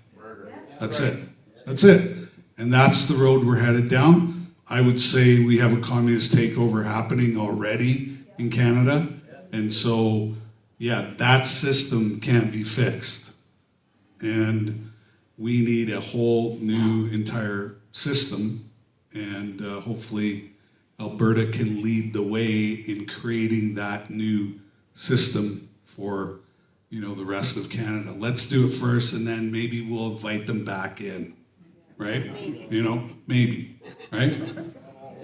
He stole my next question. So if Alberta does make this move, do you think other provinces will follow? Saskatchewan, with Mo, has already said after this election they're going to look for a reform, do a referendum, and go ahead and maybe beat Alberta to the punch. But do you think if this actually happens and we see a yes vote, and it's a clear one, because the Clarity Act kind of requires a clear majority, and that's not just 50% plus one, it's going to maybe 60 or 65, it's not even defined, but we'll have to address that problem. If you have a member of the parliament that actually supports you, we'll be able to argue this a bit more.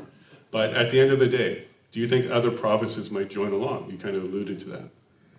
Well, I think the two provinces that probably have the most robust feeling for that is Alberta and Saskatchewan. So, and I don't know, was there 1 million people that moved from Saskatchewan when the NDP got elected in Saskatchewan? 1 million people moved to Alberta. So I would say, the NDP has always been a communist party from day one. And so why we ever elect that party, it's beyond my, but yeah, I think who knows? I don't know what will happen in Manitoba, but definitely Saskatchewan and Alberta probably have the most, excitement for that kind of vote. They want freedom. Yeah, absolutely. We're tired of this. And, I like to live in abundance, okay? And I like to create abundance for myself. And all these guys do is sell scarcity, And in God's world, there is no scarcity. There's only abundance. And so, they use it as a, psychological tactic, to like, oh, there's not enough oil, right? There's too much carbon. There's too much, see how they use those words to create fear in people because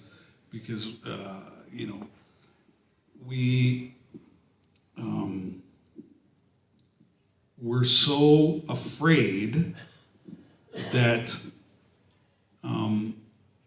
that it's all going to go away or be taken away. But my experience has been, the more I manifest abundance, the more I create abundance, the more I think in an abundant way, the more I have. Like, and I'm not talking material-wise, I'm talking about sanity, I'm talking about integrity, I'm talking about compassion, I'm talking about empathy, I'm talking about relationship, you know, all that's the abundance that I manifest. And then when you have that, everything else takes care of itself, right? So. Right, take care of your own home, then you can help your neighbor. Absolutely. Yeah. So the question is, would other provinces come with Alberta? Do you believe other provinces may start or join us on that? Like, of course, I don't know the future, but I think there's a certain degree of likelihood for Saskatchewan and maybe the others. Like the way it works with becoming independent, as you mentioned, the Clarity Act and also the Supreme Court's secession reference case, it was the basis for the Clarity Act, is it has to be province by province that we become independent. So my ideal situation would be an independent Western Canada, like all the 4 Western provinces together. That's the ideal, but we can't do it all 4 together. It has to be one at a time, and Alberta has to be the first. Alberta's going to be the first. If Alberta goes independent and things go, well the way it should, then there'll be people in Saskatchewan for sure who are going to consider that. And maybe Manitoba. I mean, the 3 prairie provinces, like we share a kind of like a common culture, the 3 prairie provinces. We share kind of a common history too. All 3 of the prairie provinces were denied control of the natural resources until 1930. So, like the 3 prairie provinces have a lot in common, and maybe certainly northern BC to a certain degree. But I would certainly like to see the 3 prairie provinces at the very least be a country, and that would also give us, a port in Churchill to get our ships out and stuff like that. So it's certainly possible, but it has to happen with one province first, and that has to be Alberta. I really don't have too much more to add from that to that. I do believe other people will follow, and in fact, I mean, as Albertans, we really need to consider where our money is going and what it's being wasted on.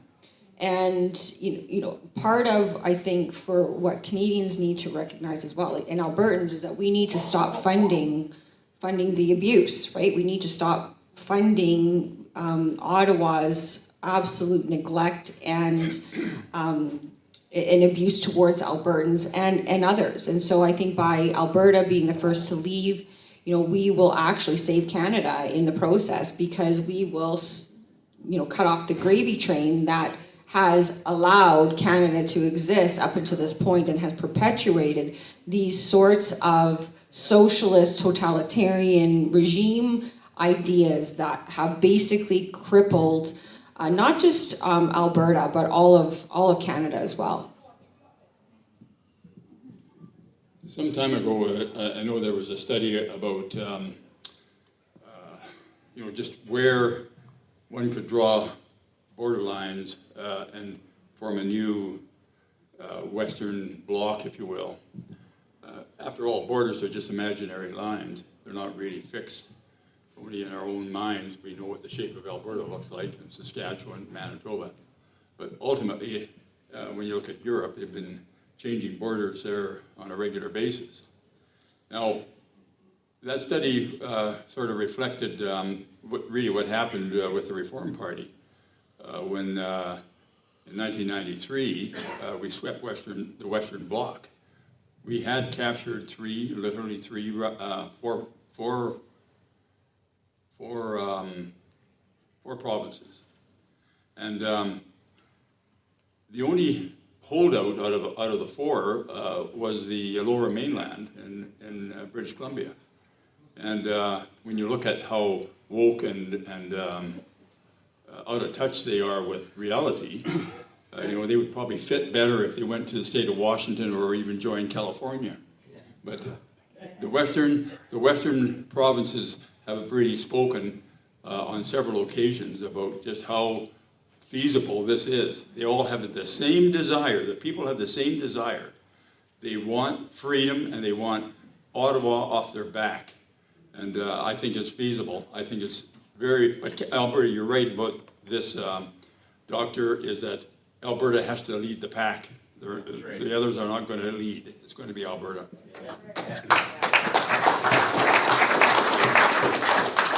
So we don't trust polls a lot, but I did my own. And 4.2% of Albertans want no change. 43% favor independence. 34.8% would like to join the United States, while only 16.7% support sovereignty. So if you put those numbers together, we have a strong independent movement. If you're going to be a state, you got to get divorced first before you get into another marriage, right? So if you look at this, 95% of Albertans want change. There's no way we can keep doing this. Does that inspire you, Art, that we actually might be at that cusp right now? There might be a perfect storm at this stage to actually get this done.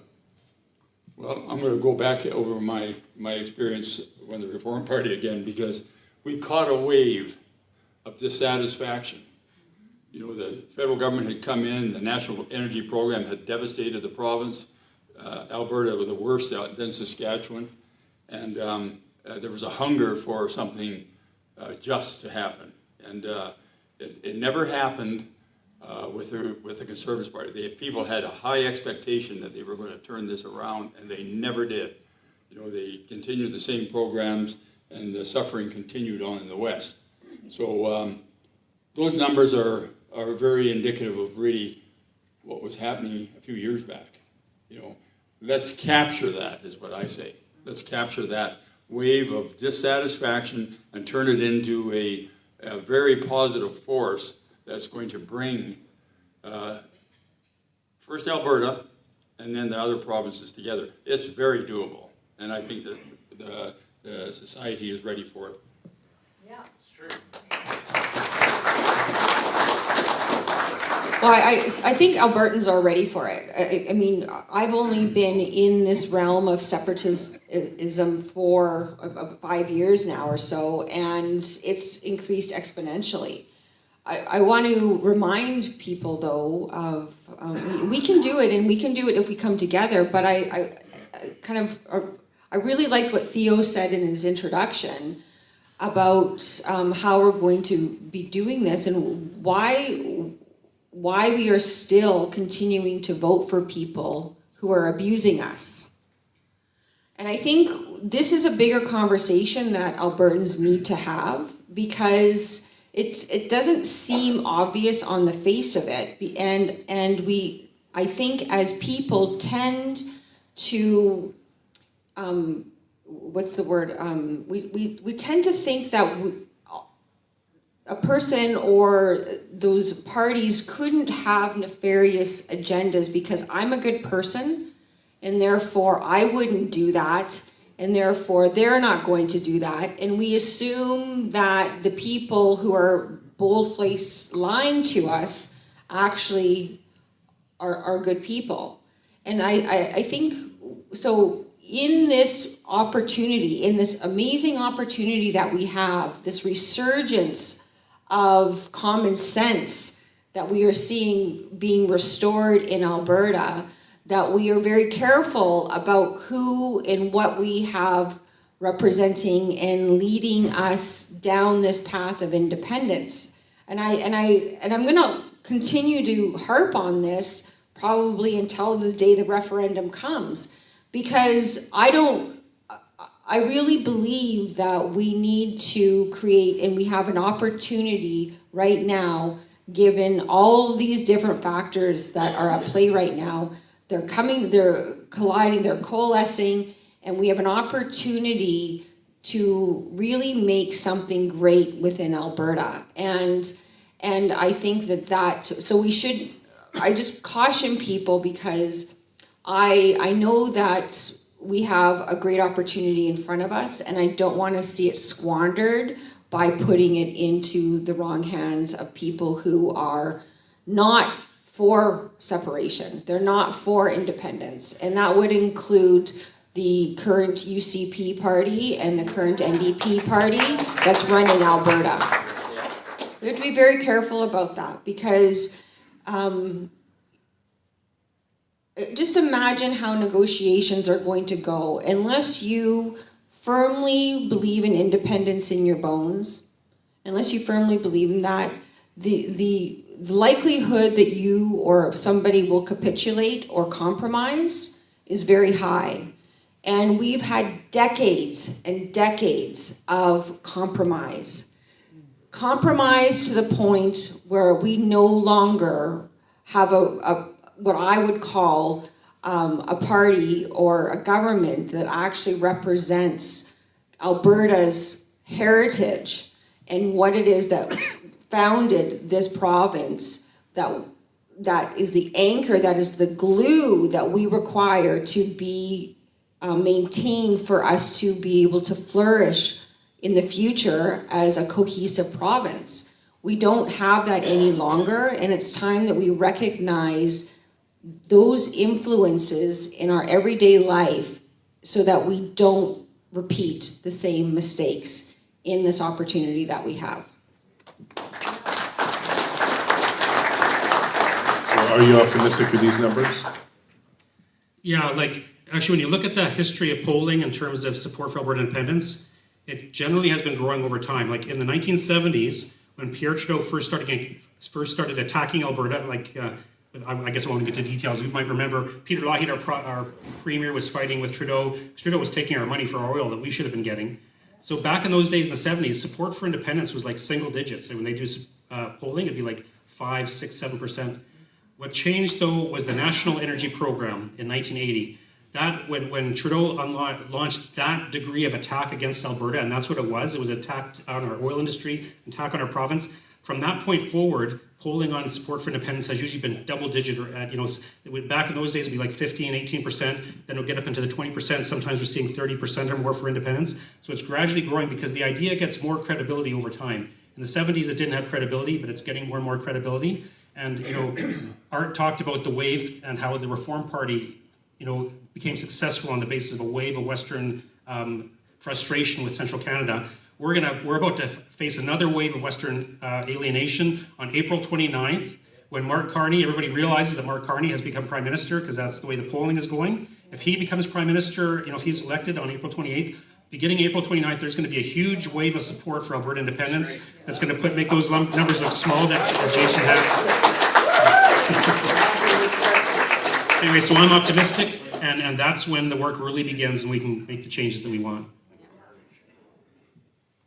So why aren't we voting on April 29th then? We might be. You mentioned something really interesting is I look at politicians now like addicts and alcoholics, okay? Hurt people, okay? Hurt people. And so everybody needs a coping mechanism for their traumatic experiences, okay? And for me, when I look at politicians, their coping mechanisms is their addiction is power, okay? And I believe that is the worst addiction in the world to have, is because when you have power, what do? You abuse people, right?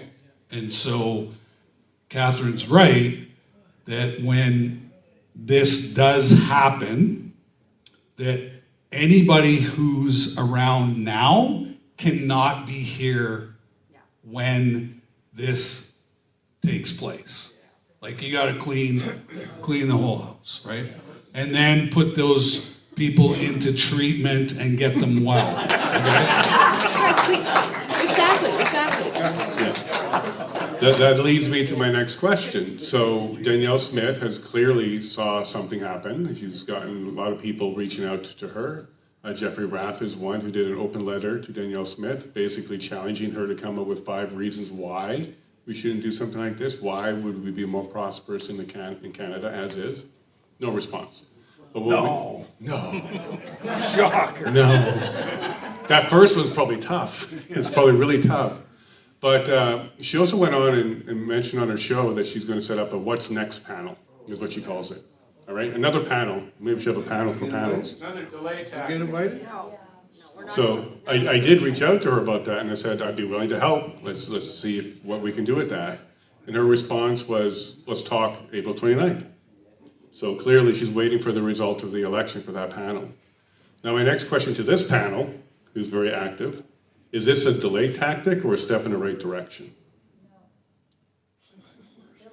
I know what Catherine's going to say. Like, I so badly want to like Danielle Smith. You know what I mean? But she'll do something that's really cool and great, and then the next day she'll do something completely stupid. You know what I mean? So in this day and age, like, you're either all in or you're all out, right? There's no more gray area.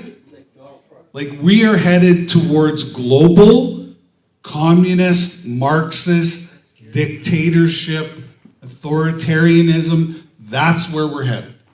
So you're either for that or you're against it. There is no, you cannot wade around in the kiddie pool and, you know, sometimes go in, sometimes go out. You're either all in or you're all out, right? And that's the marketing part of this whole movement that has to happen. You're either all in with the status quo, which means you want to be governed and told what to do, when to do it, how to do it, whatever, or you want freedom and full-on sovereignty with tiny government. I think Lindsay Butler was clear. There's no part. Yeah, I mean, I think, Theo, you've very nicely captured how I've been feeling for a very long time. And there's a bifurcation happening in society right now, and it's values and moral based. And we're seeing it tested all the time. We see it in our schools with sexual orientation, gender identity being taught. My grade 7-year-old son, my son who's in grade 7, is having these health classes with gender identity discussions, and I'm having this conversation with my teacher, and the option that Danielle Smith gave parents like me was to remove my child from that class. Well, you know what that does to my son? It ostracizes him. You know, and so then he's put in a very difficult position explaining to his peers why his mom is not allowing him while he's sitting out in the hallway reading a book, which was what the suggestion of the school teacher was. And I said, no. So I got the lesson plan, talked to her, my son's father, we're on the same page. And so we let him take this instruction, knowing that we will have the conversation when we get home to explain to my son why this is insanity that is happening right now, because there are only two sexes, and it only took how long for the UK Supreme Court to come out with that ruling recently. Okay?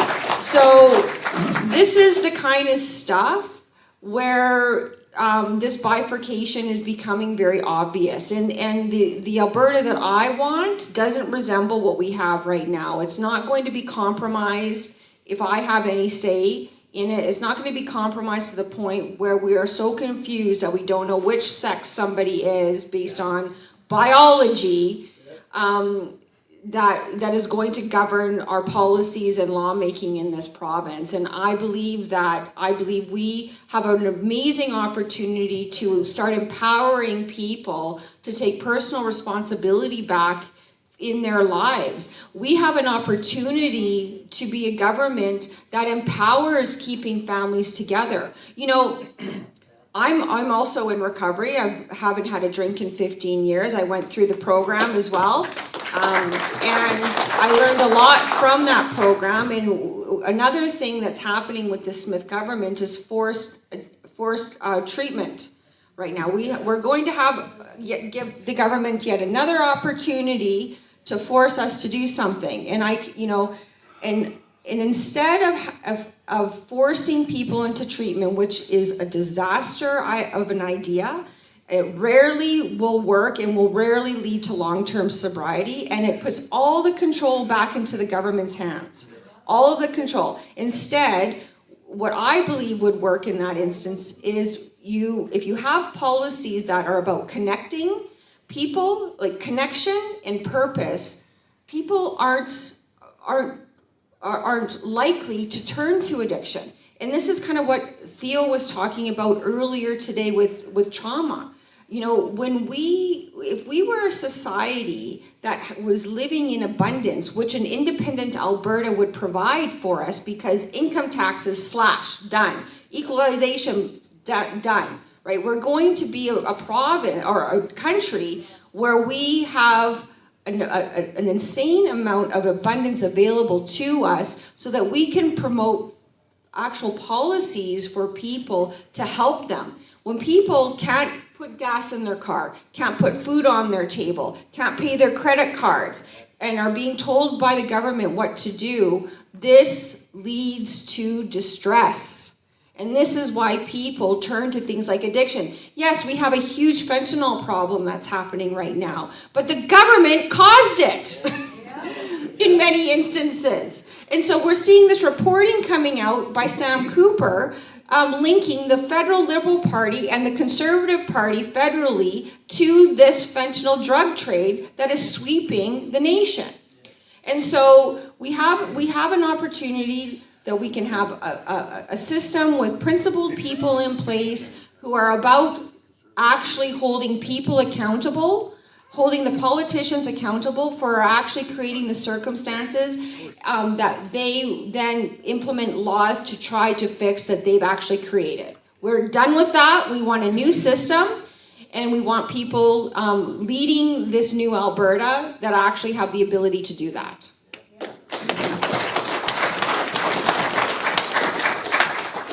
I think there's still some room in there for me to say something. What was the question again there? Whether Danielle Smith's panel is a delay tactic or something that is going to lead us forward. Well, I think if you look at her track record, it's delay. And, you know, I was thinking the other day, and this is after I read some information, it might have been even one of Dr. Wagner's books, but do you know what the highest level of government is in our country? The family. Look at it. The family is the highest level. And what has been under attack over this, especially these last 20, 30 years, 40 years, it's the family. Everything that is being foisted upon the people, you know, the parents, our struggling working class, if you want to call them that, is to undermine that very basic, fundamental government system. You know, the raising of our kids, you know, the government's in there, you know, daycare. You have to get out there and work. You know, this is the top priority. But the family has been undermined. And you know, I guess I can look at my own shortcomings and say, well, I've contributed some of that too, you know, and even as I have raised my family. I'm not a perfect individual, and I made my mistakes, but it's interesting how the family still comes together when they have to.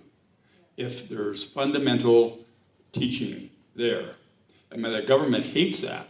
They want to indoctrinate our children in the schools with a foreign kind of thinking that is not moral, and it's destructive. It's destructive for their futures, and most of all it's destructive for our government, because if you undermine the fundamental government, which is our family, you've destroyed everything else, and then you have nothing but the dictator running the show and telling us what we can do and what we cannot do. So I see this, you know, as part of Smith's track record. Nothing is happening that is beneficial to our family. I don't care what her words are. The school system is under siege in a big way. The court system is literally collapsed. You can't trust what is going to happen there. You have legislation that has come down the pike, you know, that is supposed to protect our fundamental rights, which you can look at the Alberta Bill of Rights and say, well, that sounds good, but, you know, it's always got some twist or turn in it that makes it not even worth the paper it's written on. just like our Constitution in the country. It's broken. It's broken, and they don't intend on fixing it. And why would they if they're going to control what's going to happen here in Alberta? So I'm very much concerned over the fact that anything put into the hands of the Smith government, the Conservative government in this province, is going to end up a disaster. Even the referendum, when you sit back and think about it, the referendum in the hands of the Smith government, it won't turn out the way we expect, or probably it would be undermined even before we get there. So, I really appreciate Catherine's cautionary words, because there are so many bad actors in this business right now, even amongst the Freedom Group. You don't know which side they're on. There's no time for us to go running back and playing in the Smith government sandbox. What good does that do? Why are we there? Why are so many of the Freedom people there? It's a dead end, and it's becoming more and more obvious as she comes out and makes statements, thinking that this is going to cover the base off and satisfy the electorate. But that's what she's doing, and I see nothing but a further breakdown. And we can't wait too much longer if we keep tolerating that kind of messaging coming out of our government. We have to step up and push back, and then finally, I'd like to see that vote all right, because it'll be a glorious day to say freedom. Freedom reigns here in this province of Alberta, and I think that's possible if we use the very cautionary words that Katherine has explained, but catch that wave at the same time. Who knows if the first president of Alberta might be in this room right now? Who knows? President Fleury. President Fleury sounds pretty nice. Art, so we have all these groups: APP, Take It Back Alberta, 1905, Alberta Republican Party, et cetera, et cetera, et cetera. And freedom groups all over the place too in Alberta. One question that we had at the Jeffrey Rath show I had the same thing there with Chris Scott, and we had a long conversation. One of the audience members was concerned that there's going to be so much fracturing with all these groups because they want to do it their way, and everybody has their own idea. Is there a way to get them all together on this particular one? What do you think, Al? Or Art, sorry. Yeah. Well, that's a very good question, because that's exactly what we see. We've seen this.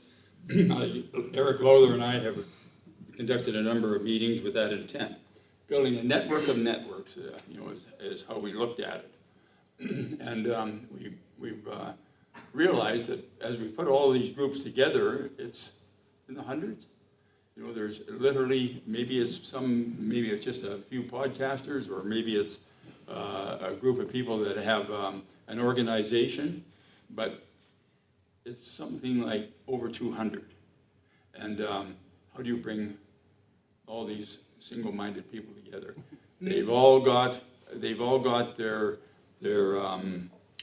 agendas, and they're good at what they do.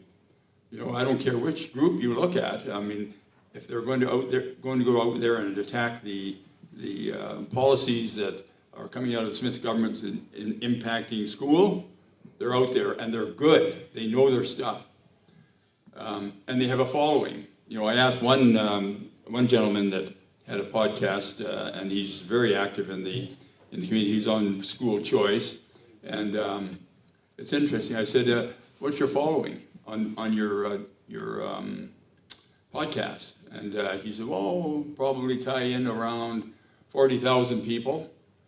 And I said, "Well, that's pretty impressive." I said, "Now, if you were to ask all those people to come out as boots on the ground, and they were going to participate in a major initiative that you want to accomplish, how many do you think you would get?"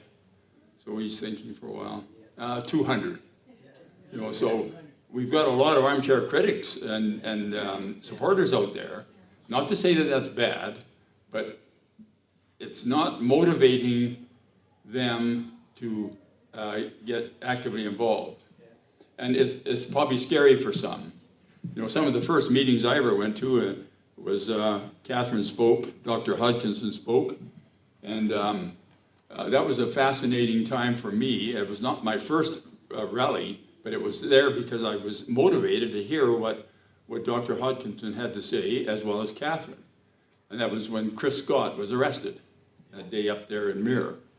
Now, it was a good turnout, but I was up front there with them when they were speaking, and I was also out at the back there watching the RCMP perform what they had purposely come out to do, and that was arrest him. One guy, maybe two, one guy. And anyways, I'm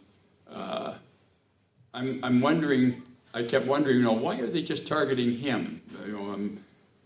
You know, there's other people here that are running, they're speaking, they're making a lot of noise, but why just him?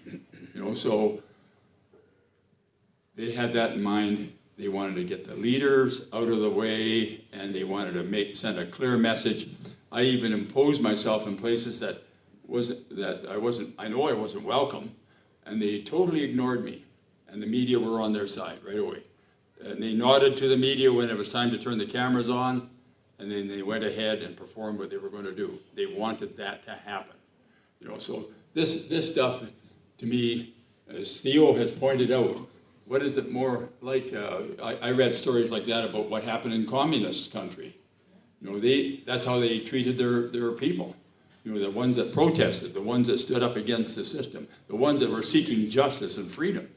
You know, so I see that as what we're facing here, and that's why, in my mind, I have come to the strong conclusion that independence is the only answer. We can't fix that mess that's in there. It's too corrupt. It's too intertwined with too many agendas floating around about a healthcare. I mean, what are these corporations that these government corporations that they're establishing? Why have them? Because they can hide everything from the public.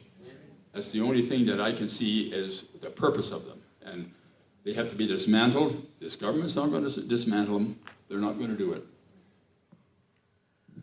So, Jason, you listed a number of groups there. TBA, Take Back Alberta, 1905, APP, the Alberta Prosperity Project. I didn't have the list of 200, so. Yeah. Well, there's lots of them, but those come to mind in terms of, you know, that have captured not only the headlines, but have been actively involved over the past couple of years. Well, those are groups, and those groups are designed to educate in part, and they're also third-party advertisers who clearly have an agenda that they would like to push. Now, not all of them are independence-minded, but if you, in your heart, you want an Independence Alberta, you need to enaction that is you need to vote for an independence party. Now, there's many parties currently available for Albertans to consider right now: the Independence Party, Wildrose Loyalty Coalition, I think Alberta Advantage. There's also a new party that's on the horizon, that's coming up on the horizon, called the Republican Party of Alberta. And I envision what's going to happen with those parties is that they are going to be coming together because they recognize the importance of coming together and uniting for this one purpose. And so while the groups continue to educate and have their own messaging, the only way I believe a successful referendum is going to happen is if you actually vote for a party that believes in independence. Right now, the current governing parties, the so-called opposition, and the governing party, the UCP right now, they are federalist parties. They do not want independence.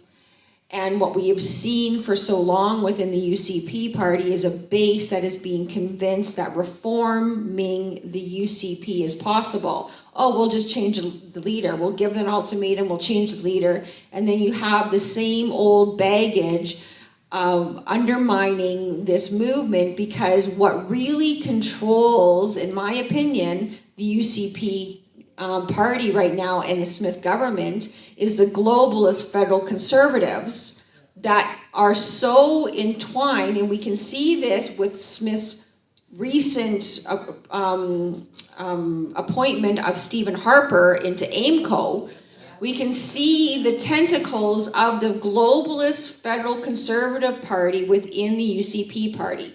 And so if you think that you're going to get a positive result in an independence referendum with a federalist party within the province of Alberta, I think you're wrong.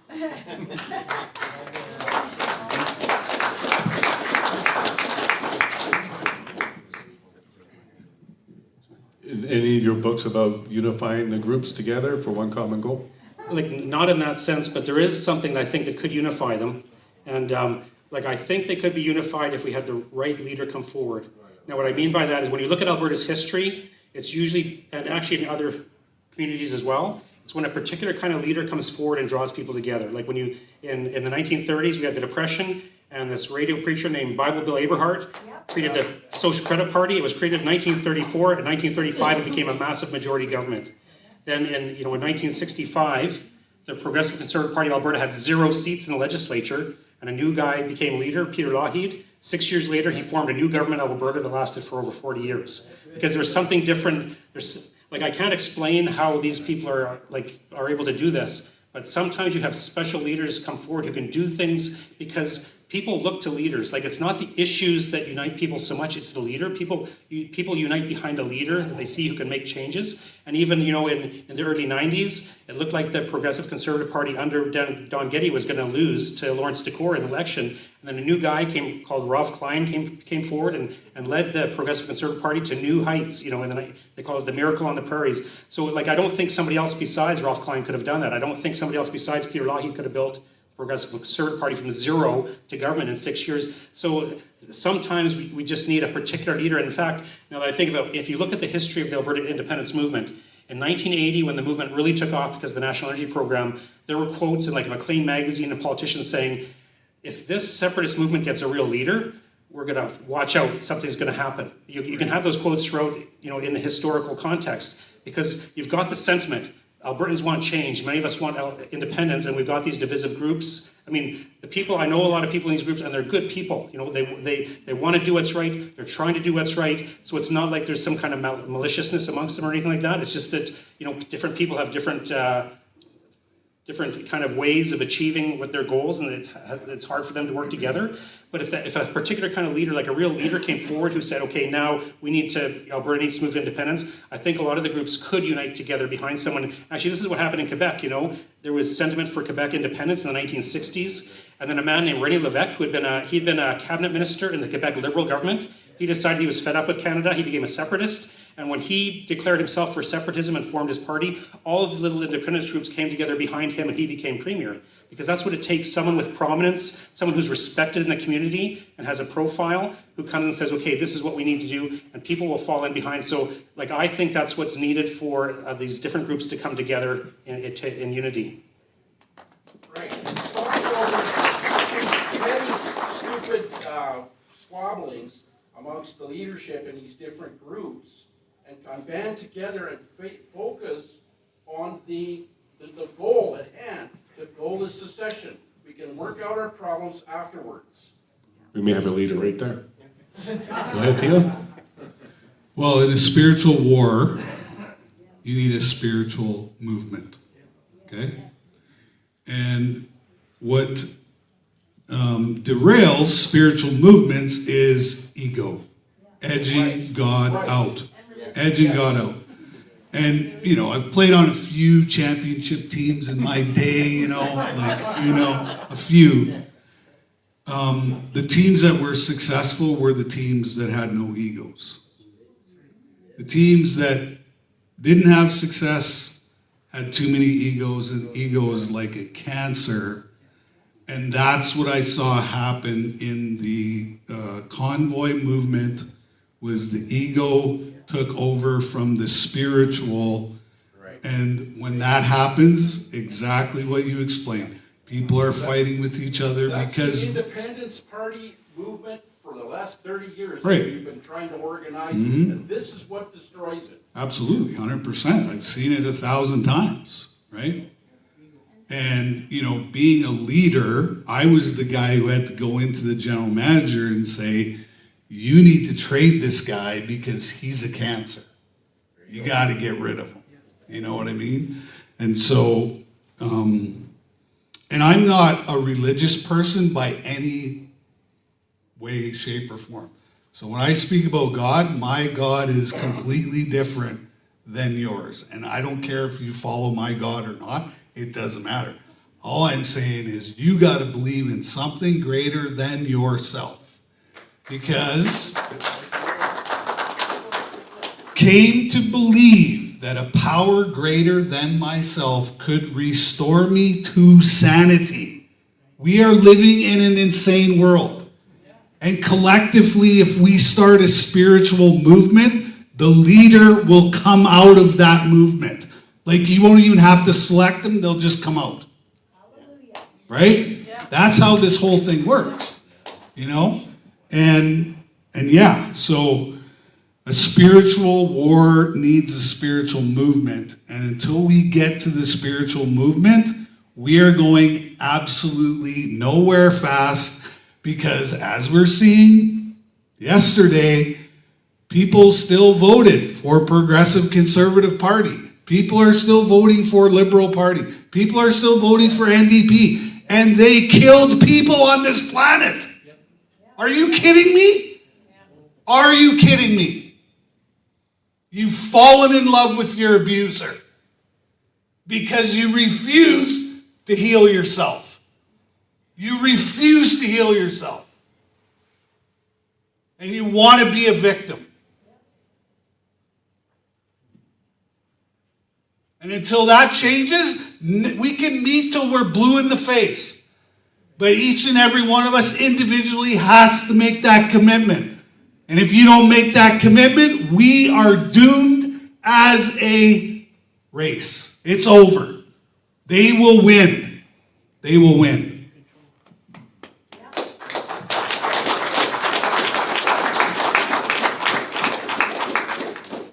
Donald Trump. He may have opened a door for everybody by talking about the 51st state, the governor, Trudeau, etc. There's a lot of people who got behind that pretty quick and said, let's go in and do that. Can we do that like today? But what all those people need to understand is you're for independence then, because we have to divorce first before we can do that. So do you think Trump's ambition is to have a new state, join them? Or is it to kind of push us out of the nest finally and tell us, you need to be independent. You need to make these conversations happen so that maybe you can do your own thing like trade through Montana. You go ahead and bring your energy to the world markets. So we'll start with Theo. And by the way, maybe our next leader doesn't have to walk on water, but maybe skates on ice. You know, how I see Trump is, Donald, you have enough problems in your own country. Stay the F out of our business. We all got problems. We all got issues. We don't need that kind of negativity in our country at this time when we're going through what we're going through. And for him to endorse Carney is absolutely insane. Insane. And I'm a Trump supporter. I'm a Trump supporter. But when you do that kind of stuff, you're not a leader. You're full of ego, and God is not running your show when you do stuff like that. Right? And so I don't, he made all these promises. I don't see them coming to fruition. Nobody's been arrested. Nobody's, you know what I mean? So, like, you're red food dyes. Right. So you're the last guy who should be talking about anything to do with Canada, because you opened your big mouth and made a whole bunch of promises that we're not seeing anything happening. So what does that tell me? Ego. Ego. Comes back to the ego. Okay, I just want to talk first. I just want to mention, I do not support the 51st state idea myself. I think our problem within Canada is we're small and ignored by Ottawa. If we join the United States, we'll be small and ignored by Washington. We're going to be in the same position, just in a different country. So I don't support 51st state. But just like what Trump has done that is positive from an independence perspective is, like, if Alberta holds the independence referendum, one of the most important aspects of being recognized as an independent country is like international recognition. And I think that Donald Trump would be more likely to recognize us as an independent country than perhaps some other leaders might have been. So having him as president is partly like a window of opportunity for us to hold our referendum now and to get recognized by the United States. Yeah, I agree with Dr. Wagner about that. I think we have, for me, I don't want to be short-sighted about the obvious benefits of what being an independent Alberta brings, which can be the same as potentially the 51st state, like lower taxes, for instance, better constitution. But we can create all of that within Alberta for ourselves. And I guess I just want to remind people of my earlier comments about really what is the geopolitical goal on this planet? It's to consolidate power. It's for one world government, one world religion, one world economy, and the center of that is not North America, but North America will be, and the plan is to form a region and regions on the globe to facilitate this agenda. And it's not about families first, it's about the globalists first, and it's about how much pain will we suffer under the plan that they are currently unveiling and unfolding with little resistance by the people. I mean, we have a government here that supports net zero and carbon capture in Alberta. Like, I don't understand the insanity around this. So I agree with Theo, not helpful in terms of steering the conversation in Canada. It's not going to fix anything in Canada, but it did light a fire for Alberta independence, that in addition to everything else that our politicians are doing.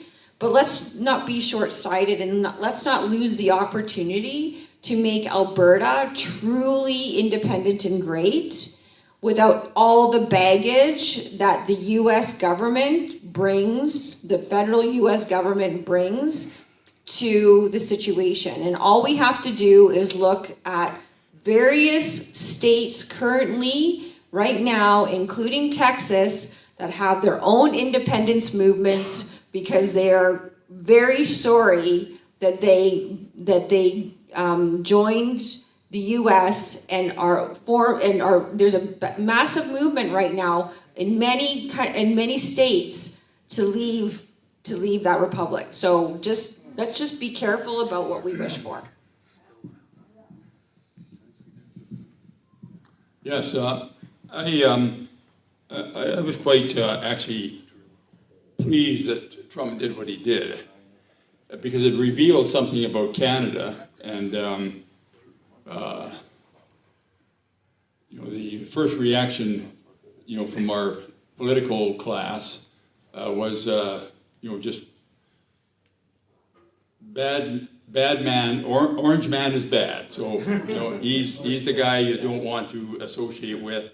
We don't want him to have anything to do with our country, our culture. But what actually it revealed, in my mind, was that, we weren't looking after our fence. We weren't looking after our backyard. Our military is in shambles. I mean, now they made a proclamation, our government did, that if you've got illness, you're on medication, we'll still take you into the army. We'll still take you into our military. What kind of nonsense is that? When Trump sees this stuff, and he must wonder, as do the military south of the border, what can we do to be part of a coalition? We can't do anything. We're too weak. We haven't even built. I think we built one ship in the last 10 years, 15 years. You know, and we have more coastline than most countries ever do, and they got far more ships and destroyers, and we will take years to build up. So to me, it was like a shot across the bow. Clean up your act, but we're not going to tolerate you becoming a communist country either. In a way, I think that could be a deeper message and maybe arguable. But we never looked after our military, so we depend solely on the American. And we haven't looked after our own security. Our policing, our national security is in shambles. You know, I just read a short time ago, it was put out by one of our generals in our military, that they've done a covert operation on the people of Canada to monitor their reaction over the COVID mandates that were placed down on the people. They wanted to know on a psychological basis how this was all playing out. Now, why would they want to do that, you know, to our own citizens? For the next one. Yeah, for the next one. This is a plan. The military is now completely in the pocket of the political class, as is our National Police Force, the RCMP. So they both have been given the status of see, what is that now? As far as the bureaucrat, they're the top bureaucrats, so they're all political now. You know, the Chief of Defense Forces, which is the general in charge, and the commissioner of the RCMP. So they are both part of the political class now. And who do they answer to then? Are they answering to the Constitution and to protect the country, or are they answering to their political masters?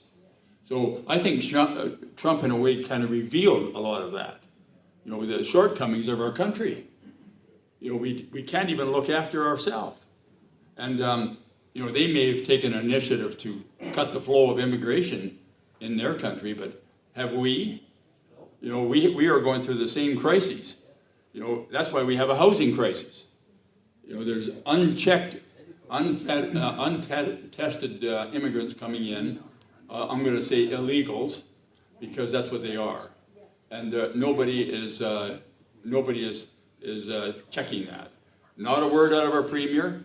You know, the immigration is a combination of both federal and provincial agreement, and we're taking them in here, and they want to build up our immigration to a point of where, you know, until it's doubled, our population is doubled in the next 15 years.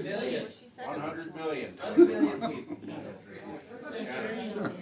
So what is that going to do to our culture here? You know, this is a plan that goes far deeper. It goes far deeper than what the immediate you might look at. You know, they want to change the whole fundamental basis of our cultural, and Alberta does have its own culture, by the way. You know, in spite of what the feds might want to tell you. So all of these things are playing out, and I think a lot of this is being revealed just because Trump did what he did. You know, I don't necessarily agree, but I don't disagree with what he did. I think it's a good thing, actually, because if it means that we're going to start looking inward and start fixing the problems that we have, then it's a good thing. But I don't think that's going to happen in Ottawa. So several weeks back, Danny Rancourt was at the Injection of Truth too, and he provided a presentation where he was providing numbers of excess mortality. And what he was able to show was when Alberta has economic troubles, like oil prices go down, the death of our young, specifically young men, go up. And what Mark Carney said when he was doing the leadership thing was, well, we got to fight Trump. We got to go and attack and do this tariff thing. But it was also very clear to the rest of Canada that Alberta is going to need help because they're going to be the ones that suffers the most. So he literally is telling you, if you put those two things together, he's going to kill our young men because he's going to create economic hardship here. And it's been very clear with Danny Rancourt's analysis over decades, whenever we have an economic downfall in Alberta, the rates of suicide, drug abuse, drug death, and other death goes up. So he's looking to Alberta and saying, we're going to kill your young people.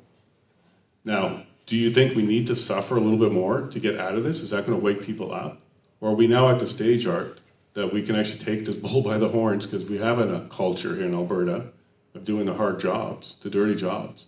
Is it time for us to now make this happen and save our young people? Well, that's a real good question, because I, living in an urban center, and I'm very familiar with the rural as well, but living in an urban center, I see vast changes in our neighborhood. They are not embracing what we have, as Albertans. The struggles that our parents, our grandparents went through to build the province. There's a whole new attitude out there, and Northeast Calgary, Little India. well, that was my riding for 15 years, and I could tell you a story or two about the battles that I had there, but you're right. The businesses that were in that area that were owned by different cultural groups, whether it's an Italian supermarket or whatever you want to look at, they're all bought out now by East Indians. And so the names will remain the same for the time being, and that's how it goes. But the face of the communities are changing dramatically. You look out your window and you can see it. There's protests by the Islamics, not so much in Calgary yet, but they've been there. But there's some huge cultural centers. So one of them over $50 million, in the Islamic center. So all of these things are starting to play out on the street. There's a frustration with people that have been here, even some of the earlier immigrants, say 50 years ago. They see this change themselves, and they're not comfortable with them. It's happening too fast. It's deliberate. It's happening too fast. So, I was at one of the restaurants there, Angel's Cafe, and I don't know if anybody's been over to Angel's Cafe. Anyway, she told me a story which sticks in my mind, because I think it just tells you what the broader story is, and that is she was running her restaurant down there by the river, and she was noticing that there seemed to be a lot more homeless people around, and so she's engaged in a conversation with some of them, and she would always supply whatever was left over in her restaurant and give it to them because it's homeless, and or they were maybe had homes, but they were on the edge of poverty, and so she made that a practice. But the numbers started growing and growing, and so she was talking to one of them, and he said, "Well, we're all living down there in the bush, So she said, I reluctantly went down there to see what was happening, and the interesting part of it was that all of these people that were living on the river did have a home at one time, until the federal government decided they were going to get involved in housing. And who did they want the housing for, and why? So they were going after the tenants and the tenement owners and landlords, and said, look, you've got suites here. We'll give you, I think it was about $1,500 or so, $1,200 more per month if you put our refugees in there, or our immigrants, or our illegals in there. So they kicked them all out. They're out on the wandering around on the road, and they've installed and paid for the newcomers, the illegals, above our own citizens. So this is what's going on. So how is this going to be fixed? How is this going to be addressed? The only way, if we keep allowing this to happen, and Smith can control it, because she has some say in immigration. She's not making any fuss about it. She wants to help develop even a greater stream, and then we're going to end up with a very, very different cultural group, and maybe even a lot of squabbling in between them. So this is where we're going, and I can't see any other action but to separate and create an independent province and clean that bloody mess out of there. We got to break these ties. With with the threat of, so Canada is a member nation to the United Nations. Stephen Harper signed us on to the international health regulations. We have Trudeau's government that ratified the Paris Climate Accords. We have a situation where in the quest to achieve Agenda 2030 at an accelerated rate, which just was ratified last September, a vote was taken by all member nations of the United Nations called the Pact, that they were going to do whatever they could to accelerate the agenda. That's 2030. So the goal, whether you want to admit it or not, is to eliminate the middle class, which is all of you and me and who's sitting up here right now. So this is actually all, in my opinion, by design. There's no, the magic behind it is trying to convince people that they're doing it for our safety, right? That's why, you know, the carbon capture program, which is ridiculous, is actually building the social credit structure that's going to control us, like is happening right now in China, which is a communist country. So they've convinced Canadians of this idea that carbon is a pollutant that is destroying our world, right, our country, and they've created an entire commodity out of nothing, and we've let them do so, okay? And these metrics that everybody, this Make Work project that all these companies have signed on to, these oil and gas companies that are on the take on the other side, what they've done, they're going to have all these metrics that are going to form the basis of determining your carbon credit score. I mean, connecting the dots is part of the nuance of being a conspiracy theorist, right? And but we have to start looking at the reality for what it is, right? We have to start realizing what it is our governments are doing to us. And unfortunately, we've had decades of this indoctrination in understanding that we derive our power and our authority and our freedom from our governments, which is the exact complete opposite of where we do derive it from, which is God. We have these inherent natural laws that govern humanity, and not, you know, bankers like Mark Carney. So this is where we're going, and until the Canadian population and Albertans wake up, we will suffer more pain. And Theo knows a saying in the rooms, pain is the touchstone for change. People typically won't make any major changes until they're so uncomfortable that they're forced to. But they also, another concept in the rooms of recovery is this notion that we don't have to go all the way to the bottom to get better. We don't have to hit rock bottom. And I think, you know, the people that I've interacted with, Theo, all the panelists here, Jason, part of what we've been trying to do is have these conversations so that we can prevent rock bottom from happening. But we can't do it alone. And so I don't know what it will take for people to stop living in fear around it. But we have to find that faith that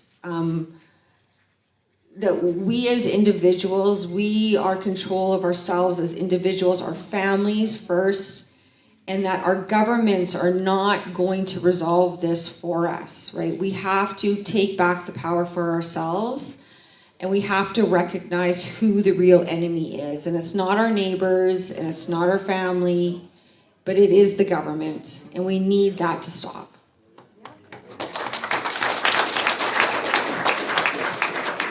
Yeah, so Katherine said something along the lines of, you know, people need to feel a certain degree of pain to be willing to change. That just reminded me of my favorite quote from, I mentioned Premier Bible Eberhard. You know, he was talking about the need for change. His favorite famous quote was, "If you haven't suffered enough, it's your God-given right to suffer some more." And then I'll just say, you're only as sick as your secrets.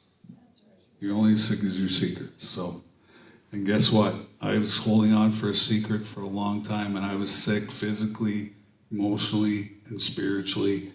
And we have so many secrets. The government has so many secrets. Why do you think we're sick? Because of those secrets, right? And slowly but surely, these secrets are starting to come out. But unfortunately, the people who are asleep don't believe the secrets that are coming out. So There's a couple quotes, and this will be my last question for the panel, and then you guys can go ahead and step up by the purple lady here. I love your colors. And we'll go ahead and get some more questions for you. But let's go and remind you of a couple other quotes. Hi, I'm from the government. I'm here to help. Right? That's the scariest one, right? And then Voltaire was very clear when he said, it's dangerous to be right when your government is wrong. Those are more telling today than any other time. Now my last question for this panel, and we'll get to some audience questions, is you kind of alluded to this, Katherine. So we go ahead and go through this process, and we get to the stage where we're now sitting down and redoing everything, whatever it looks like. How do we make sure the right people are at the table, and they don't go and spoil it, and we actually get into even worse trouble than before? How do we go ahead and make sure that we have the right people at the table? Good question. Start with this panel, maybe.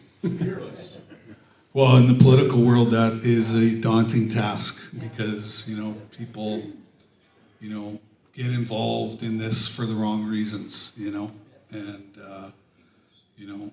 you need people who have an incredible amount of integrity, an incredible amount of compassion, are incredible listeners, people who don't give antidotes, they actually listen and then, take the action from the listening part, you know what I mean? And,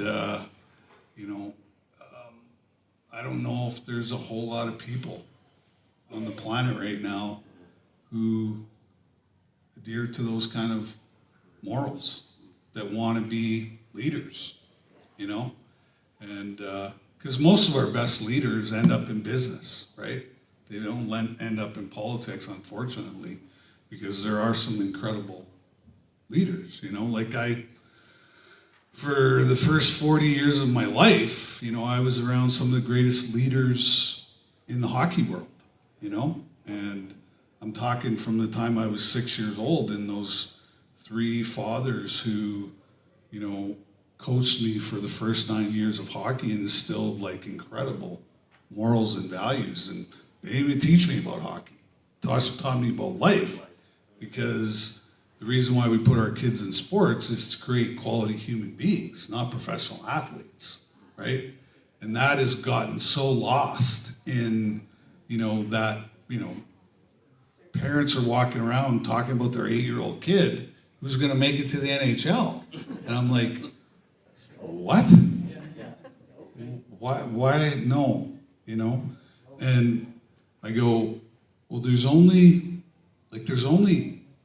700 jobs in the NHL, and guess what? Most of them are taken because Ovechkin has a 10-year deal, and Crosby has a 10-year deal, and Malkin has a 10-year deal. So I go, you got 8,000 kids worldwide playing for 60 jobs a year. That's it. There's no more jobs. And so we've lost kind of what reality really is, and what do we want for first ourselves, then our families, and then our community, right? And, I've spent $1 million on therapy. I've done every kind of therapy known to mankind. I've done 10,000 hours of therapy. And we're talking about we need a mass healing on the planet, okay? Well, the cheapest, most effective kind of therapy is basically what we're doing today. called group therapy, where you get a bunch of people in a room and you're sharing thoughts and you're sharing ideas and you're using vulnerability to create safe spaces. And when you have the safe space in the room, then people feel comfortable and okay to talk about their secrets. And until we get to that phase in this insanity that we're living in, I don't see any way out other than that exercise. Because when I'm on the road, when I'm traveling, all I see every single day is pain and suffering. That's it. That's all I see, because they look to me as the person who can provide the safe space where they can tell me that secret. Well, there's not enough for the amount of trauma, for the amount of mental illness, and the amount of addiction that we have on the planet. There's not enough skilled people for the amount of people that need help. But if you have trauma in your story, guess what? You're a healer, because you have the experience, you have the understanding, you have the compassion and the understanding for that kind of emotional pain and suffering, right? So this is how we do it. Whether it's political or therapeutic or whatever, the only way out of this is community, community, community, community, community, without ego. Only with compassion, empathy, love, caring. That's the only way we're going to get out of this. And God is the CEO of this movement. That's it. God bless you, Theo, for that one. Absolutely. And God gave you 2 ears and 1 mouth for a reason, right? Gotta listen. Yeah, so like in a democracy, the quality of the leadership reflects the quality of the population, because the people are voting in the leaders. So if we have low quality leaders like we do, it's because like the general character of our population has declined. And so we used to have better leaders like statesmen, and we don't have that anymore. And my view is, that's because we've turned away from God. Like Canada in a general sense had more Christian influence in the past. And as we've turned away from God, like it reflects in our own characters, and it reflects in our voting choices, and it reflects in our leadership. So fundamentally, we will never have good leaders unless the population turns back to God. And so that's my answer. Hear, hear. Well, I think this is a great way to end this portion of of the panel, because I couldn't agree more. You know, one of the things that Art and I often talk about is this whole notion of what is our worldview. So what is an independent Alberta's worldview going to be? Well, our heritage is based on Christian principles and values, and that's where we derive our moral compass. That's actually the foundation for our government and the decisions that we believe collectively make sense for our new nation. But the problem is that we don't agree anymore about what the worldview is, and that started happening after World War II, but in Canada in the 1980s with the advent of the Charter and Pierre Elliott Trudeau's crusade into bringing multiculturalism to Canada. So, you know, I don't know if all the answers are here, but I think with God running the show, and you know, what does that mean? Well, it means we just get out of the way. We look for leaders who are in humility, who are humble. We look for leaders who walk the talk. We look for leaders whose actions demonstrate that they can be trusted because they actually do what they say they're going to do. Those are the type of people that I'm looking for to lead this next chapter of Alberta's history. And so, but this is the right opportunity to have this conversation about what worldview is it that we are going to become, and what is it that we are going to honor and cherish and hold on to, and I choose exactly what it is that founded this great province, and that is a Christian-based moral structure and value system.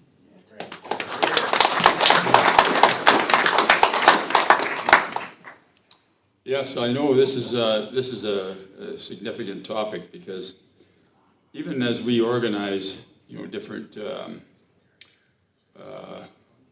parties or initiatives,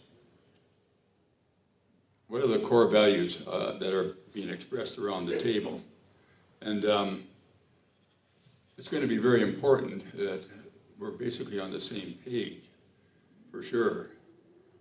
Now, I can reflect back to my years in the police department, and I went into major crimes investigation, and I had to work with a team of other men, well, we had a goal, of course, and that was to catch the bad guys and throw them in the slammer.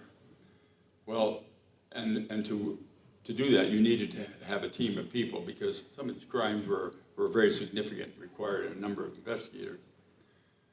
And every time they struck a new unit, that is a shift of some guys going out and others coming in, it was almost like a knife fight. We had to have our egos put aside on this whole thing, so that we could all work in the same direction. It took a little time, but ultimately, with the leader in charge, which would be the staff sergeant or the inspector, that all fell into place. And then once we were there, we could all work in unison. We each had our own skills.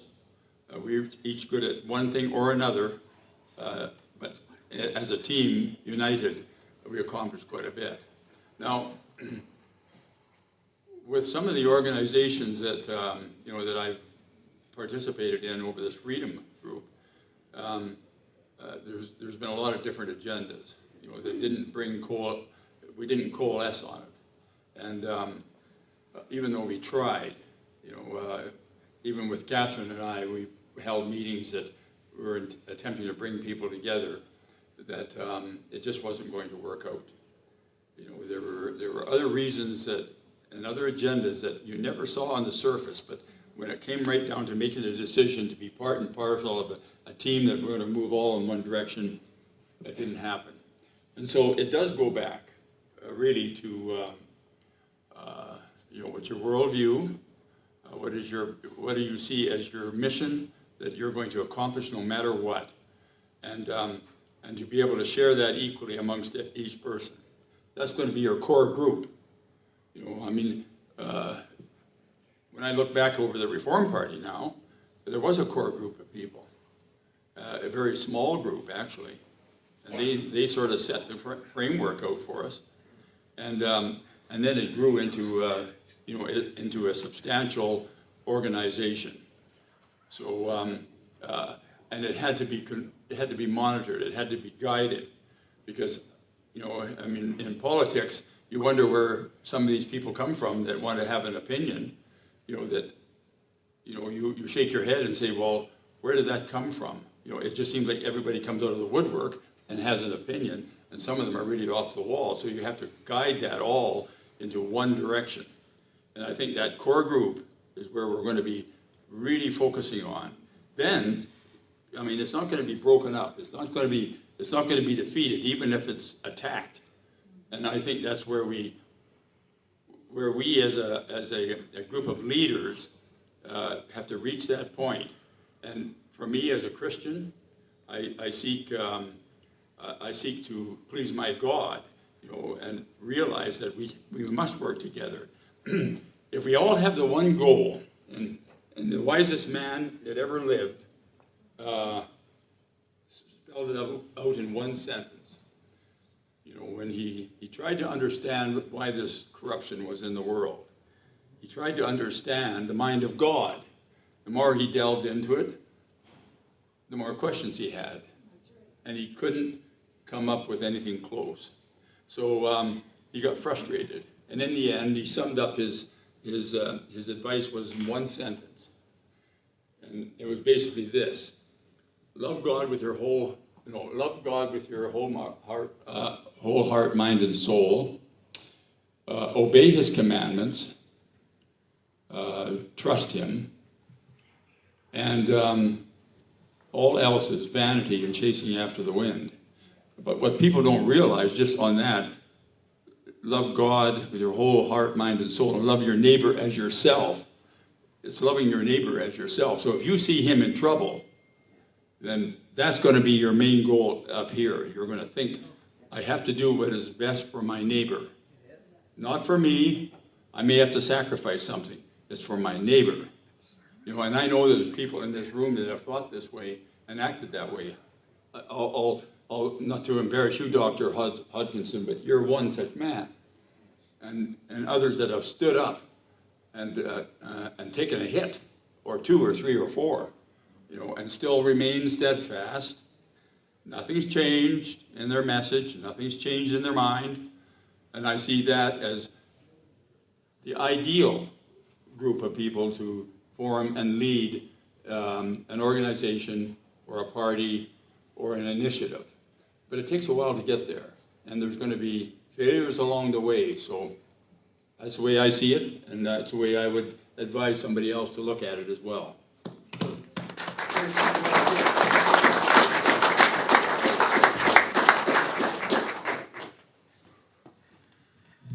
Watch out, everyone. I'm a pragmatic son of a bitch.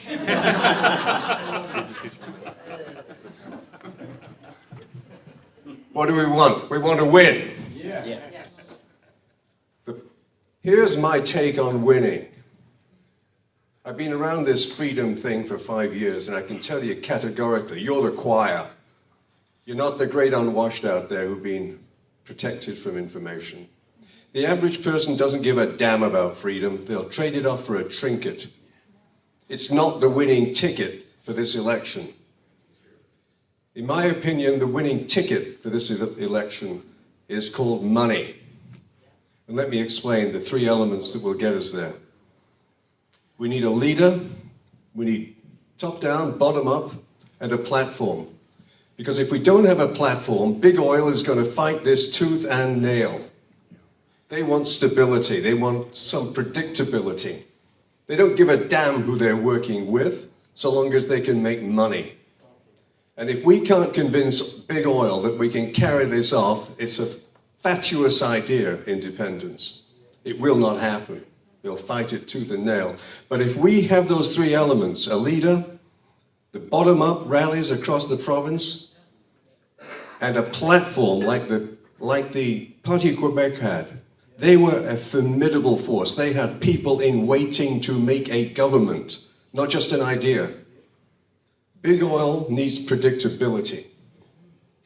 And in my opinion, the secret sauce for winning this thing is women. The females in this audience, listen to me.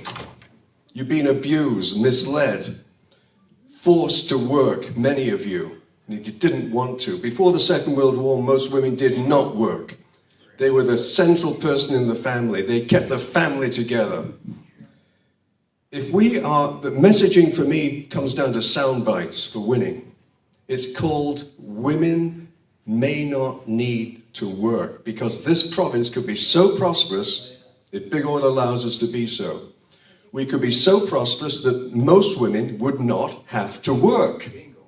Now, what an incredible message that is, to get people on side if we become that prosperous.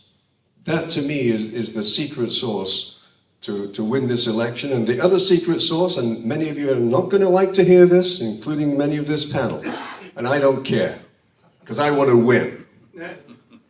The things that have to be off the table. By way of context, my wife is a devout Roman Catholic. We were in church yesterday. I love the serenity.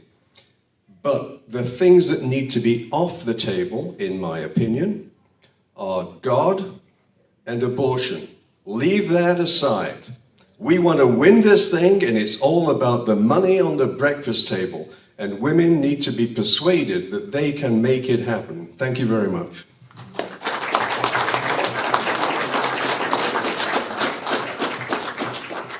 Pleasant surprise. Thank you very much, Dr. Hodgkinson. Appreciate that. So I just want to take a moment here as we get somebody come up for some questions, so please don't be shy. You won't be on camera. We're just going to get your question on a microphone here. But as we're getting that ready, I want to remind everybody that next Saturday, same place at 2 p.m., we'll be doing another panel similar to this. I'm covering on this particular one self-determination for Alberta to independence.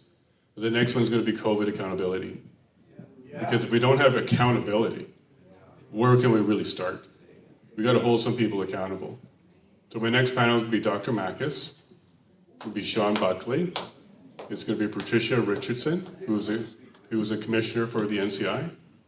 And we also have, who's my last one? Pastor Arthur Pulowski.